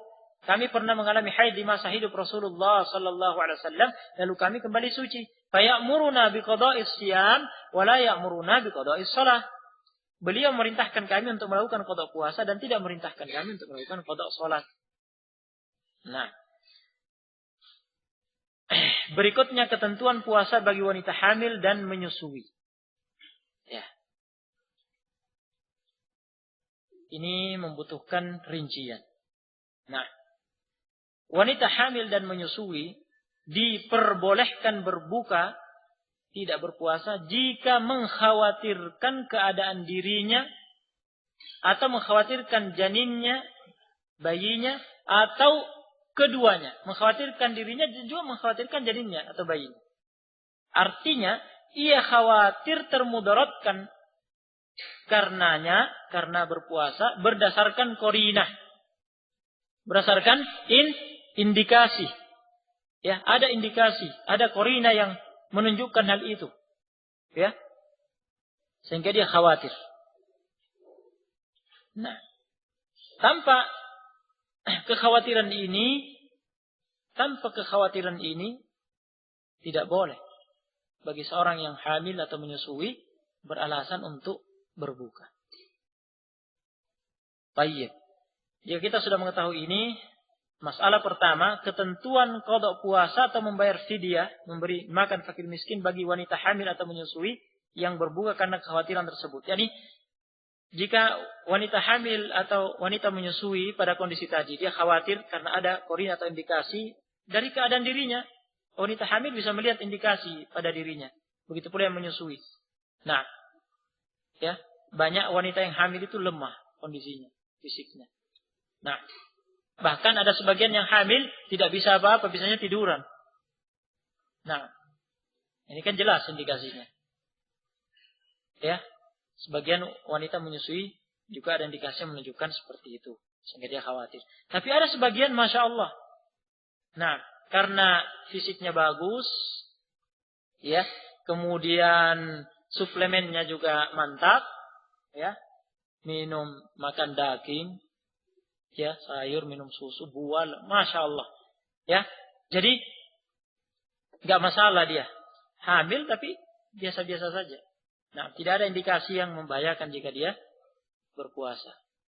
Nah, yang seperti ini, tidak boleh beralasan untuk berbuka. Nah, jika memang kondisinya mengkhawatirkan dirinya karena indikasi, kemudian dia berbuka, itu udzur baginya. Tetapi apa kewajibannya setelah itu? Apakah dia wajib mengqadha di luar bulan Ramadan atau wajib mengganti dengan fidyah, membayar fidyah? Ini diperselisihkan oleh ulama. Nah, ini diperselisihkan oleh ulama. Yang kita dengar dari matan, dari As-Sa'di rahimahullah, itu mazhab al-Imam Ahmad. Bahwa wanita hamil atau menyusui yang berbuka karena mengkhawatirkan kondisi dirinya, jika berpuasa, diwajibkan melakukan qada puasa. Apabila ia berbuka karena khawatir terhadap kondisi janin atau bayinya,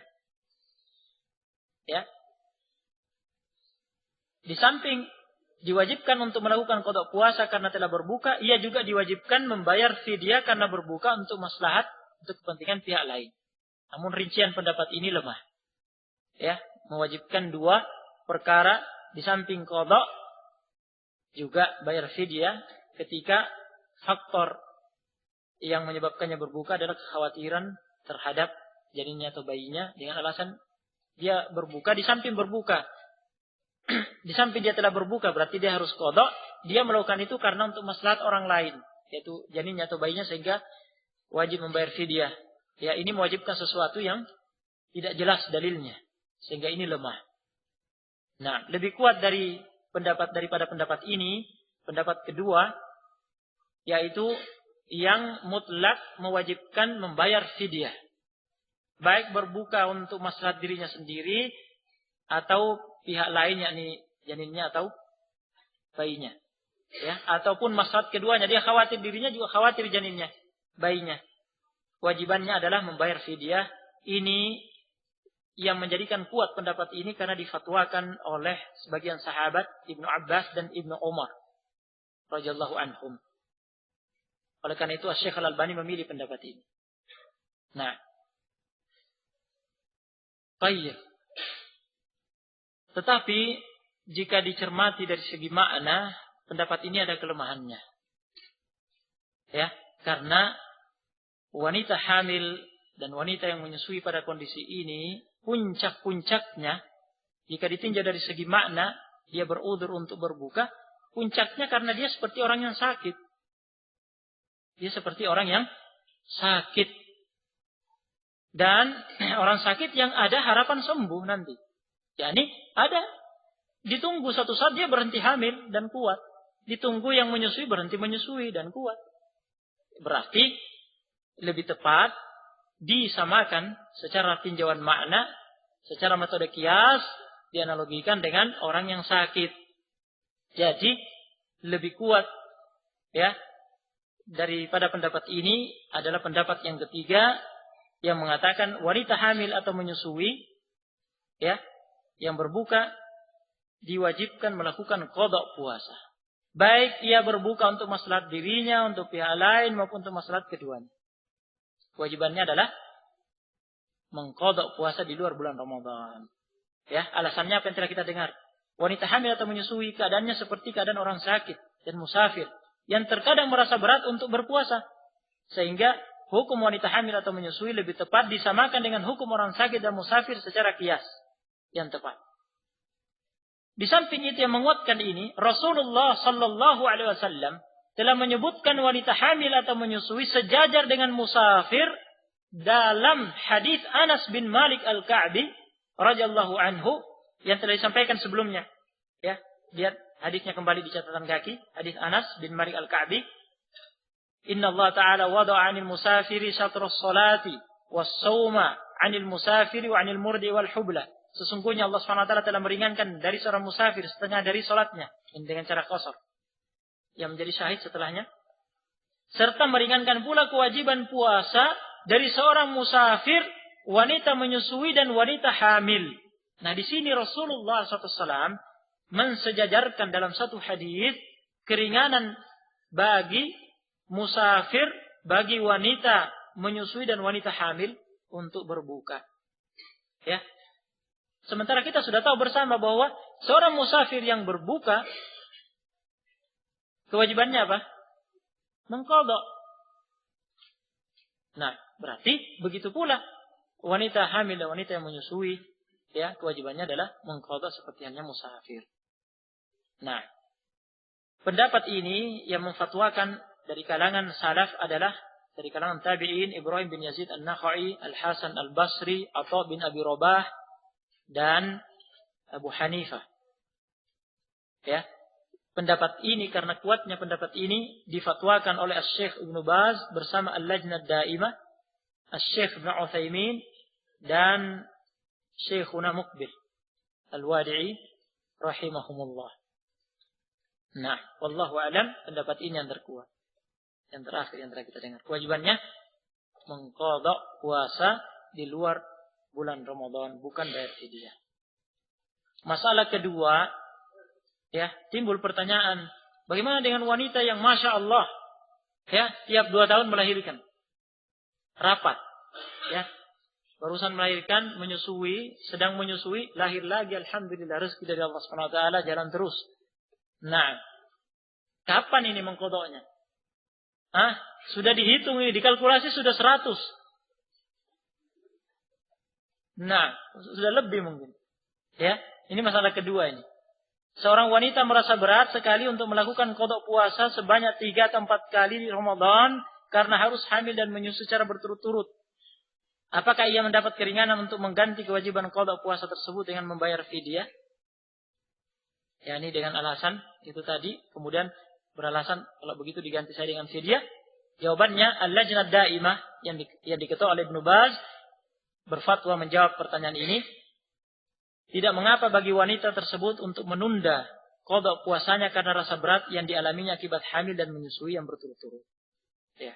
Jadi selama dia hamil, menyusui dan kondisinya memang berat, ya, seperti tadi diterangkan, ya, sehingga dia berudzur, ya, tidak mengapa. Nah, kapan saja ia memiliki kemampuan, ia pun berkewajiban untuk segera melaksanakan qada puasanya. Karena ia terkena ketentuan hukum puasa yang sama dengan orang sakit. Ya. Kemudian menyebutkan ayat wa man kana maridan aw ala safarin fa iddatun min ayamin ukhra. Nah, orang yang sakit atau safar kemudian tidak berpuasa, kewajibannya adalah mengqadha. Al-Lajnah Daimah menegaskan wanita tersebut tidak diwajibkan membayar fidyah. Jadi menunggu sampai dia memang kuat. Kalau dia sudah istirahat, tidak hamil lagi, tidak menyusui lagi, disitulah dia mengqadha'nya. Ya. Jadi diperbagus saja catatannya, disimpan yang rapi, ya, jangan sampai hilang. Nanti lupa jumlahnya. Nah, ya. Tayyib. Wallahul musta'an. Masalah terakhir, hukum puasa bagi wanita hamil atau menyusui yang merasa bersemangat dan memiliki kekuatan untuk berpuasa. Tidak merasa berat berpuasa dan tidak ada pengaruh buruk terhadap janin atau bayinya. Pada kondisi seperti ini, wanita hamil atau menyusui wajib untuk berpuasa karena tidak ada udzur, tidak ada alasan baginya untuk meninggalkan puasa. Ini difatwakan oleh Syekh Al-Utsaimin dan Al-Lajnah Daimah diketuai oleh Ibnu Baz. Ya, bab yang ke-7, ketentuan bagi orang yang tidak mampu lagi berpuasa. Sepertinya ini yang terakhir malam ini insyaallah. Nah, ketentuan bagi orang yang tidak mampu lagi berpuasa. Al-Imam As-Sa'di rahimahullah berkata, wal ajizu 'anis shaumi likibarin aw maradin la yurja bur'uhu yut'imu an kulli yaumin miskina. Seorang yang tidak mampu lagi berpuasa karena lanjut usia atau karena penyakit yang tidak ada harapan sembuh, berkewajiban memberi makan seorang fakir miskin untuk setiap hari puasa yang ditinggalkannya. Ya. Jadi hukum orang yang tidak mampu lagi berpuasa. Orang yang tidak mampu lagi berpuasa ada 2 golongan. Ya, yang pertama, orang tua lanjut usia yang tidak mampu sama sekali. Ingat kembali di awal, ya, pembahasan lanjut usia orang tua yang dimaksud di sini yang belum apa? Belum pikun. Kalau sudah pikun, tidak dibicarakan lagi, bukan mukallaf. Ya, jadi orang tua lanjut usia yang masih mukallaf, belum pikun, yang tidak mampu sama sekali berpuasa. Jadi tidak mampu sama sekali berpuasa, atau merasakan beban yang sangat berat ketika berpuasa. Jadi kalau dia memaksakan diri berpuasa bisa sampai ke maghrib, namun dalam keadaan dia tersiksa. Sangat berat, tersiksa dia kalau dipaksakan. Ya, tapi bisa mampu sampai maghrib. Ya, tetapi dalam keadaan tersiksa. Kalau sudah kondisi seperti itu termasuk kategori yang tidak mampu lagi. Ya, menurut ya pandangan syariat. Karena apa? Kita tahu bersama bahwa tujuan syariat ini bukan untuk apa? Bukan untuk menyiksa. Jadi kalau tingkatannya sudah tersiksa, meskipun mampu kalau dipaksakan, ya, itu sudah tidak mampu menurut syariat. Nah, yang kedua, penderita penyakit yang tidak ada harapan sembuh. Ya, Syekh Ibnu Utsaimin menerangkan bahwa hal ini berdasarkan diagnosis ahli medis yang terpercaya di bidangnya. Atau berdasarkan keumuman yang terjadi bahwa penderita penyakit seperti itu biasanya tidak bisa sembuh. Iya. Ketidakmampuan berpuasa pada diri orang sakit yang semacam ini, ya, bisa jadi karena kelemahan fisiknya. Adanya keharusan untuk selalu makan, minum, atau adanya tuntutan untuk selalu mengonsumsi obat. Sehingga ya memang tidak bisa berpuasa karena harus selalu makan, minum, harus selalu konsumsi obat, ya. Fisiknya lemah. Nah, terkait ya ini ada beberapa masalah. Masalah pertama, hukum orang yang tidak mampu lagi berpuasa karena lanjut usia atau karena sakit yang tidak ada harapan sembuh. Dalam masalah ini terjadi perbedaan pendapat di kalangan ulama. Ya, yang benar apa yang telah kita dengar dalam matan disebutkan oleh Sa'di rahimahullah. Ya. Orang tersebut tidak diwajibkan berpuasa tetapi diwajibkan membayar fidyah. Memberi makan seorang fakir miskin sebagai ganti setiap hari puasa yang ditinggalkan. Ya. Alasan gugurnya kewajiban qada puasa dari tipe orang yang semacam ini karena tidak ada lagi kemampuan pada dirinya untuk berpuasa. Ya, orang yang sudah lanjut usia, ya tidak mungkin ditunggu dia kembali muda. Nah, penyakit yang tidak harapan sembuh, ya, berdasarkan ijtihad, ya, analisis atau berdasarkan kebiasaan, ya tidak ada harapan. Nah, jadi gugur kewajiban qada puasa. Kewajibannya mengganti dengan fidyah. Ya. Dasarnya adalah riwayat yang benar yang sabit dari Ibnu Abbas radhiyallahu anhuma mengenai firman Allah Subhanahu wa taala wa 'alal ladzina yutiqunahu fidyatun ta'amu miskin. Bagi orang-orang yang mampu menjalankan puasa terdapat pilihan untuk membayar fidyah berupa memberi makan seorang fakir miskin. Al-Baqarah ayat 184. Nah, setelah kita dengar keterangan makna ayat ini pada awal, pada penjelasan fase-fase disyariatkannya puasa Ramadan, ya. Nah, kalau masuk dalam makna ayat ini, pada fase itu, ketika itu, yang mampu berpuasa memang ada pilihan antara berpuasa atau tidak berpuasa dan diganti dengan fidyah, namun itu kemudian dihapus, ya, hukum itu dengan ayat setelahnya. Kata Ibnu Abbas radhiyallahu anhuma mengenai ayat ini, laisat bimansukhah. Ayat ini tidak dihapus hukumnya. Maksud Ibnu Abbas, hukum yang lain yang terkandung pada ayat ini, bukan hukum yang tadi. Ya. Bukan hukum yang tadi yang kami maksud adalah adanya pilihan bagi orang yang mampu. Yang dimaksud oleh Ibnu Abbas adalah huwa asy-syekhul kabir wal mar'atul kabirah la yastati'ani ayyasuma fayut'imani makana kulli yawmin miskina. Yang dimaksud adalah pria dan wanita lanjut usia yang tidak mampu lagi untuk berpuasa, hendaklah keduanya memberi makan seorang fakir miskin untuk setiap hari puasa yang ditinggalkan. Hadis ini riwayat Al-Bukhari. Ya.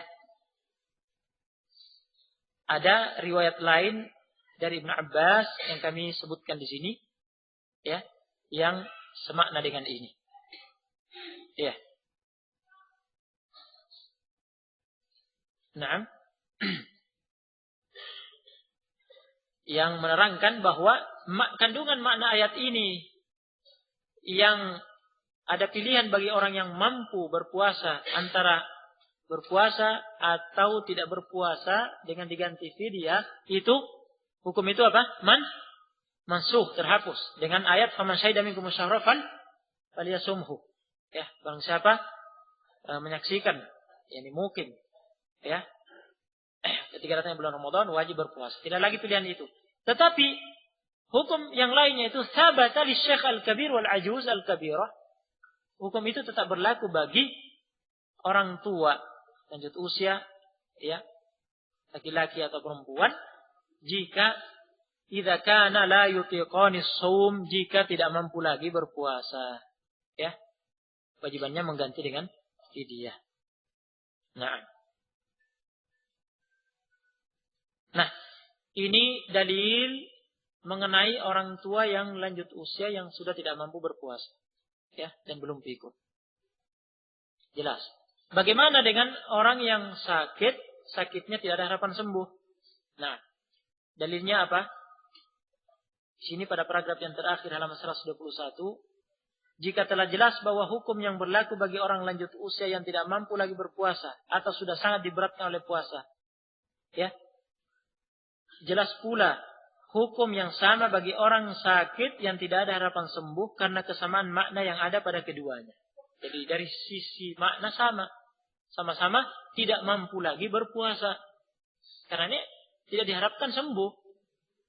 Ya, ini berdasarkan analisis ya, berdasarkan ijtihad atau berdasarkan kebiasaan yang berlaku. Nah, jadi disamakan hukumnya dengan orang tua yang lanjut usia yang sudah tidak mampu berpuasa. Ini difatwakan oleh Al-Lajnah Daimah yang diketuai oleh Ibnu Baz. Juga fatwa Al-Albani, Al-Utsaimin dan Al-Wadi'i rahimahumullah jami'an. Ya, masalah kedua, hukum orang sakit yang tidak ada harapan sembuh yang telah membayar fidyah sebagai ganti puasanya lantas sembuh di kemudian hari. Jika ada orang sakit, kemudian divonis oleh pakar medis yang ahli di bidangnya dan terpercaya, ya, didiagnosis ya, kemudian divonis, pakar medis ini berijtihad sesuai dengan ilmunya, ini tidak ada harapan sembuh penyakitnya.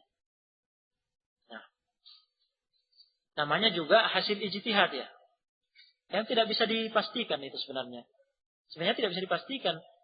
Yang Maha tahu ada Allah Subhanahu wa taala. Ya. Apa yang akan terjadi ke depannya tentunya Allah yang Maha tahu. Namun ini hasil ijtihad, sifatnya ghalabatul dzan. Ghalabatul dzan rajih, artinya dugaan kuat, hasil ijtihad, analisis. Ya memang berhak berijtihad di sini. yakni pakar medis. Ya. Dan dalam syariat ada dalil yang menunjukkan beramal dengan ghalabatul dzan. Jika tidak bisa sampai pada tingkatan yakin. Nah, di sini tingkatannya beramal dengan sesuatu yang sifatnya ghalabatul dzan. Atau berdasarkan kebiasaan yang berlaku penyakit jenis ini tidak ada harapan sembuh. Biasanya begitu. Ya, ghalabatul dzannya dugaan kuatnya begitu.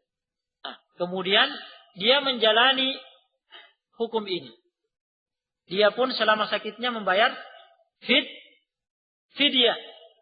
Tetapi Allah menentukan lain ke depannya. Karena mungkin kemajuan teknologi kedokteran misalnya ya, ditemukan obat atau alat yang bisa ya mengobati dengan izin Allah Subhanahu wa taala bisa sembuh. Ternyata Allah menakdirkan dia sembuh. Nah, bagaimana dengan yang telah dia lakukan sebelumnya? Dia sudah terlanjur membayar fidyah sebagai pengganti puasa-puasa yang ditinggalkannya. Apakah itu lantas dianggap batal? Kemudian harus mengqadha sekarang? Ya. Jawabannya yang benar tidak. Ya, di sini kami nukil keterangan Ibnu Qudamah dalam kitab Al-Mughni. Dan ini juga telah ditegaskan oleh Asy-Syaikh Al-Utsaimin dan Al-Lajnah Daimah yang diketuai oleh Ibnu Baz.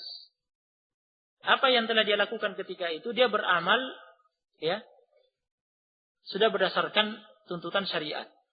Karena hukum bagi orang yang ya seperti itu keadaannya adalah bayar fidyah dan dia sudah menjalaninya sesuai dengan hukum syariat. Selesai urusannya. Adapun kemudian Allah menakdirkan lain dia ternyata sembuh, tidak masalah. Nah, yang lewat dia sudah menjalani sesuai dengan hukum syariat yang ada. Nah, alhamdulillah. Ketentuan fidyah. Kita sudah mengetahui tadi ya bahwa kewajibannya dalam bayar fidyah. Berarti pembahasan sekarang adalah ketentuan fidyah ya yang akan mengakhiri pembahasan kita insyaallah. Fidyah yang diberikan kepada seorang fakir miskin. Ya, kami beri catatan kaki di sini, fakir miskin yang berhak diberi fidyah ini karena ini hukumnya wajib ya. Tidak boleh non muslim. Ya, tidak boleh diberikan kepada non muslim. Jadi yang sifatnya wajib itu tidak boleh diberikan kepada non muslim. Nah, fidyah tersebut adalah setiap jenis makanan yang biasa diberikan seseorang kepada keluarganya di antara makanan-makanan pokok negeri setempat. Di negeri kita, ya, di tempat kita makanan pokok adalah beras. Jadi ini yang dibayarkan sebagai fidyah. Nah, Allah Subhanahu wa taala memerintahkan memberi makan secara mutlak tanpa membatasi dengan jenis makanan tertentu. Dalam ayat, wa 'alal ladzina yutiqunahu fidyatun ta'amu miskin. Fidyatun ta'amu miskin. Fidyah memberi makan fakir miskin dimutlakkan. memberi makan fakir miskin. Tidak dibatasi makanan apa. Yang jelas itu adalah makanan. Makanan yang dimaksud di sini makanan pokok yang memang mengenyangkan. Ya, yang mengenyangkan. Nah, jadi kalau di negeri kita beras. Ya.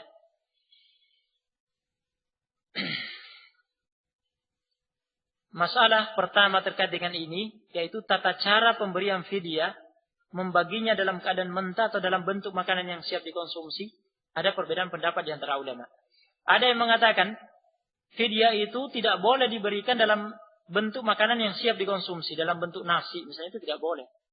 Harus dalam bentuk beras. Ada yang berpendapat seperti itu. Tetapi yang benar, pendapat yang mengatakan, boleh. Boleh dalam bentuk beras, boleh dalam bentuk nasi. Ini yang benar. Karena Allah Subhanahu wa taala memutlakkan fidyatun ta'amu miskin, membayar fidyah memberi makan fakir miskin. Ya, memberikan dalam bentuk beras itu masuk dalam makna memberi makan fakir miskin, memberikan dalam bentuk nasi juga masuk dalam makna itu. Jadi sama, tidak ada bedanya. Nah, masalah kedua, ukuran fidyah yang wajib diberikan. Masalah ini juga diperselisihkan ulama. Ada yang mengatakan harus, ya, ada yang mengatakan 1 mud cukup. Ya, 1 mud cukup. Ada yang mengatakan harus minimalnya setengah sa'. Jadi harus setengah sa'. Ya, harus setengah sa'. Nah, istilah sa' dan mud ini, 1 sa' itu 4 mud. 1 sa' 4 mud. Iya, jadi kalau setengah sa' berarti berapa mud? 2. Jadi ada yang mengatakan mempersyaratkan harus 2 mud, harus setengah sa'. Kurang dari itu tidak sah. Ya. Ada yang mengatakan 1 mud cukup. Jumhur ulama mengatakan 1 mud cukup. Ya. Ada pula yang berpendapat tidak ada ketentuan. Ini pada halaman 126. Ada pula yang berpendapat tidak ada ketentuan kadar tertentu dalam pembayaran fidyah. Ya. Dengan dalil bahwa Allah SWT merintahkan pembayaran fidyah secara mutlak tanpa membatasinya dengan kadar tertentu. Jadi sah dengan kadar yang dianggap cukup dalam pemberian makanan menurut tuntutan kebiasaan masyarakat. Jadi kalau memberikan beras dengan jumlah yang beras itu kalau dimasak oleh satu orang fakir miskin, kenyang dia, cukup. Jika dihidangkan dalam bentuk sudah jadi nasi, nasi itu diberikan kepada seorang fakir miskin, dia makan nasi itu, kenyang, 1 kali makan, berarti cukup. Berarti kalau diberikan 1 mud, sudah sangat cukup itu. Ya. Nah, pendapat yang terakhir ini yang dirujukkan oleh Ibnu Utsaimin. Nah, 1 mud itu berapa? Ya. Menurut Al-Lajnah Daimah, 1 sa' itu 3 kilogram beras, gandum, dan yang lainnya. 3 kilogram gandum atau beras dan yang lainnya. Ya. Itu menurut Al-Lajnah Daimah. Ini kata oleh Ibnu Baz. Berarti kalau 1 mud 3/4 kilo. 3/4 kilo beras sudah cukup.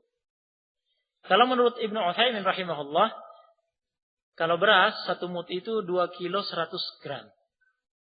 Ya, ini sifatnya pendekatan sebenarnya. Karena asalnya ya sa' itu adalah takaran. Ya, takaran.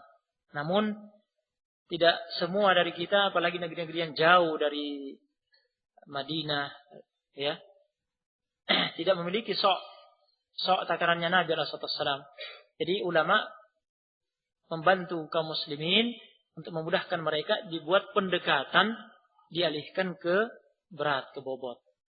Dan ini terjadi perbedaan ijtihad di sini karena ada perbedaan berat jenis beras atau gandum yang ditimbang ketika itu. Menurut Al-Lajnah Daimah, ya mereka mengatakan 3 kilogram. Menurut Ibnu Utsaimin, kalau gandum 2 kilo 40 gram. Kalau beras 2 kilo 100 gram. Ya, anggaplah sekarang kita mengikuti misalnya Lajnah Daimah. 3 kilo misalnya. Berarti kalau kita mengeluarkan fidyah, 1 mud kita dengar tadi sudah sangat cukup ya.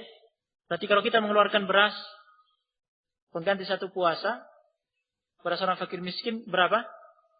3/4 kilo. Nah, ya itu sudah sangat cukup. Nah, seandainya kurang dari itu, tidak sampai 1 mud. Yang jelas itu kalau dimasak oleh seorang fakir miskin, jadi nasi, kemudian dia makan, 1 kali makan, kenyang, itu sudah cukup. Nah, jadi ini yang benar dalam masalah ini. Ya. Jadi yang wajib berasnya tadi atau nasinya. Adapun tambahannya, pelengkapnya itu hanya tambahan. Itu hanya disunnahkan, afdol. Seperti kata Ibnu Utsaimin rahimahullah. Jadi afdolnya jika dilengkapi dengan sayur, dengan ya tahu, tempe, ikan, ya, telur. Tergantung kemampuan lauk pauknya. Nah, jangan sampai terbalik. Jangan sampai terbalik. Diberi sayur, tahu, tempe, telur, nasinya sedikit. Gak kenyang.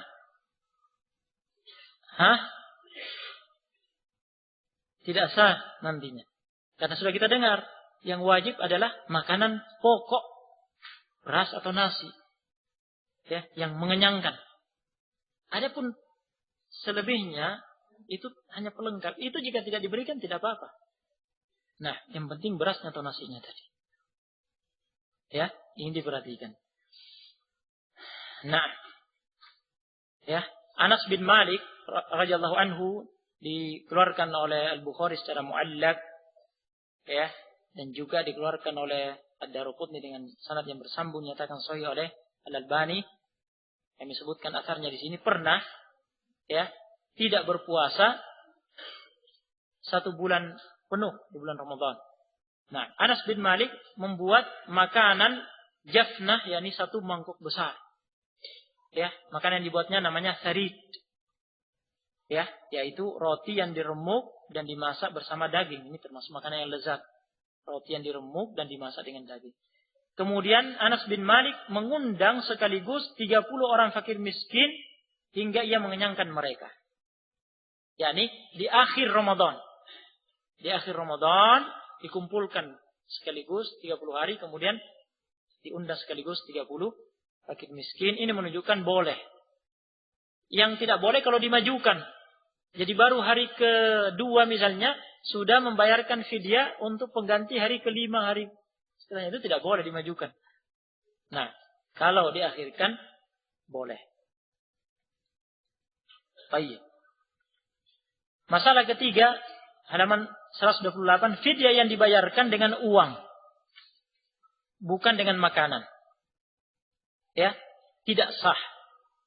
Ya, ini difatwakan oleh Syekh Ibnu Utsaimin dan Al-Lajnah Daimah yang diketahui Ibnu Baz. Karena yang diperintahkan dalam ayat adalah fidyatun tu'amu miskin, bayar fidyah makanan bagi fakir miskin. Kalau uang bukan makanan. Yang diperintahkan adalah makanan.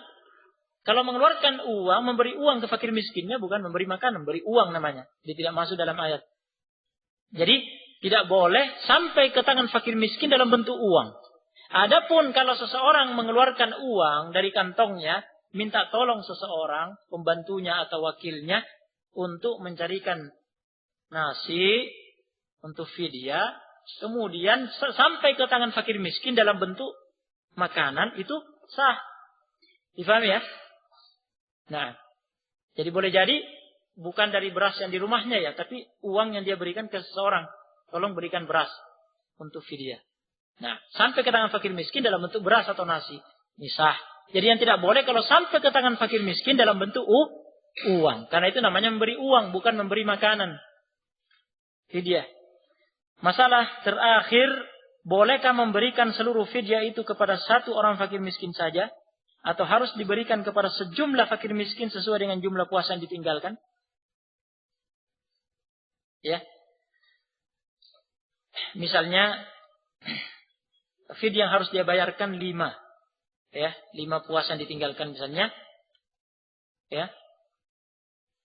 Bolehkah 5 fidyah ini dia tumpuk ke 1 orang fakir miskin? Atau 5 fidyah ini harus disebar ke 5 orang? Ya, ini permasalahannya. Ini diperselisihkan ulama. Ya, ada yang mengatakan boleh dan sah. Ini boleh ditumpuk ke 1 orang fakir miskin.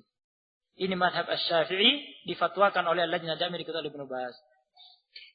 wallahu a'lam, kami berpendapat ini yang lebih kuat. Boleh ditumpuk ke satu orang fakir miskin untuk fidyah ini. Kenapa? Alasannya Allah Subhanahu wa taala memutlakkan perintahnya mengatakan fidyatun ta'amu miskin. Bayar fidyah kepada fakir miskin, mutlak. Allah tidak menentukan, tidak membatasi jumlah fakir miskin harus diberi. Yang penting memberi makan fakir miskin. Meskipun ditumpuk ke satu orang. Nah, ya, beda halnya dengan pembayaran kafarat yang akan kita pelajari nanti, ya. Yaitu it'am sitina miskina, itu dibatasi oleh Allah Subhanahu wa taala dalam hadis, memberi makan 60 fakir miskin. Nah, ini dibatasi jumlahnya. Jadi harus 60, tidak boleh ditumpuk ke satu orang atau ke 30 orang, harus 60 fakir miskin. Adapun ini fidyatun ta'amu miskin, mutlak, tidak dibatasi. Jadi meskipun ditumpuk ke satu orang, boleh. Wallahu a'lam. Dengan demikian kita berhasil menyelesaikan bab ini. Tersisa beberapa bab yang insyaallah biidznillah taala kita akan selesaikan besok hari insyaallah sampai batas waktu yang ditentukan oleh panitia. Nah, kalau ada yang mau disampaikan, tutup ini sampai sana. Nah, dengan demikian karena waktu berakhir, dicukupkan sampai di sini. Tafadhalu wa jazakumullahu khairan. Subhanallah bihamdika la ilaha illa anta astaghfiruka wa atubu ilaik.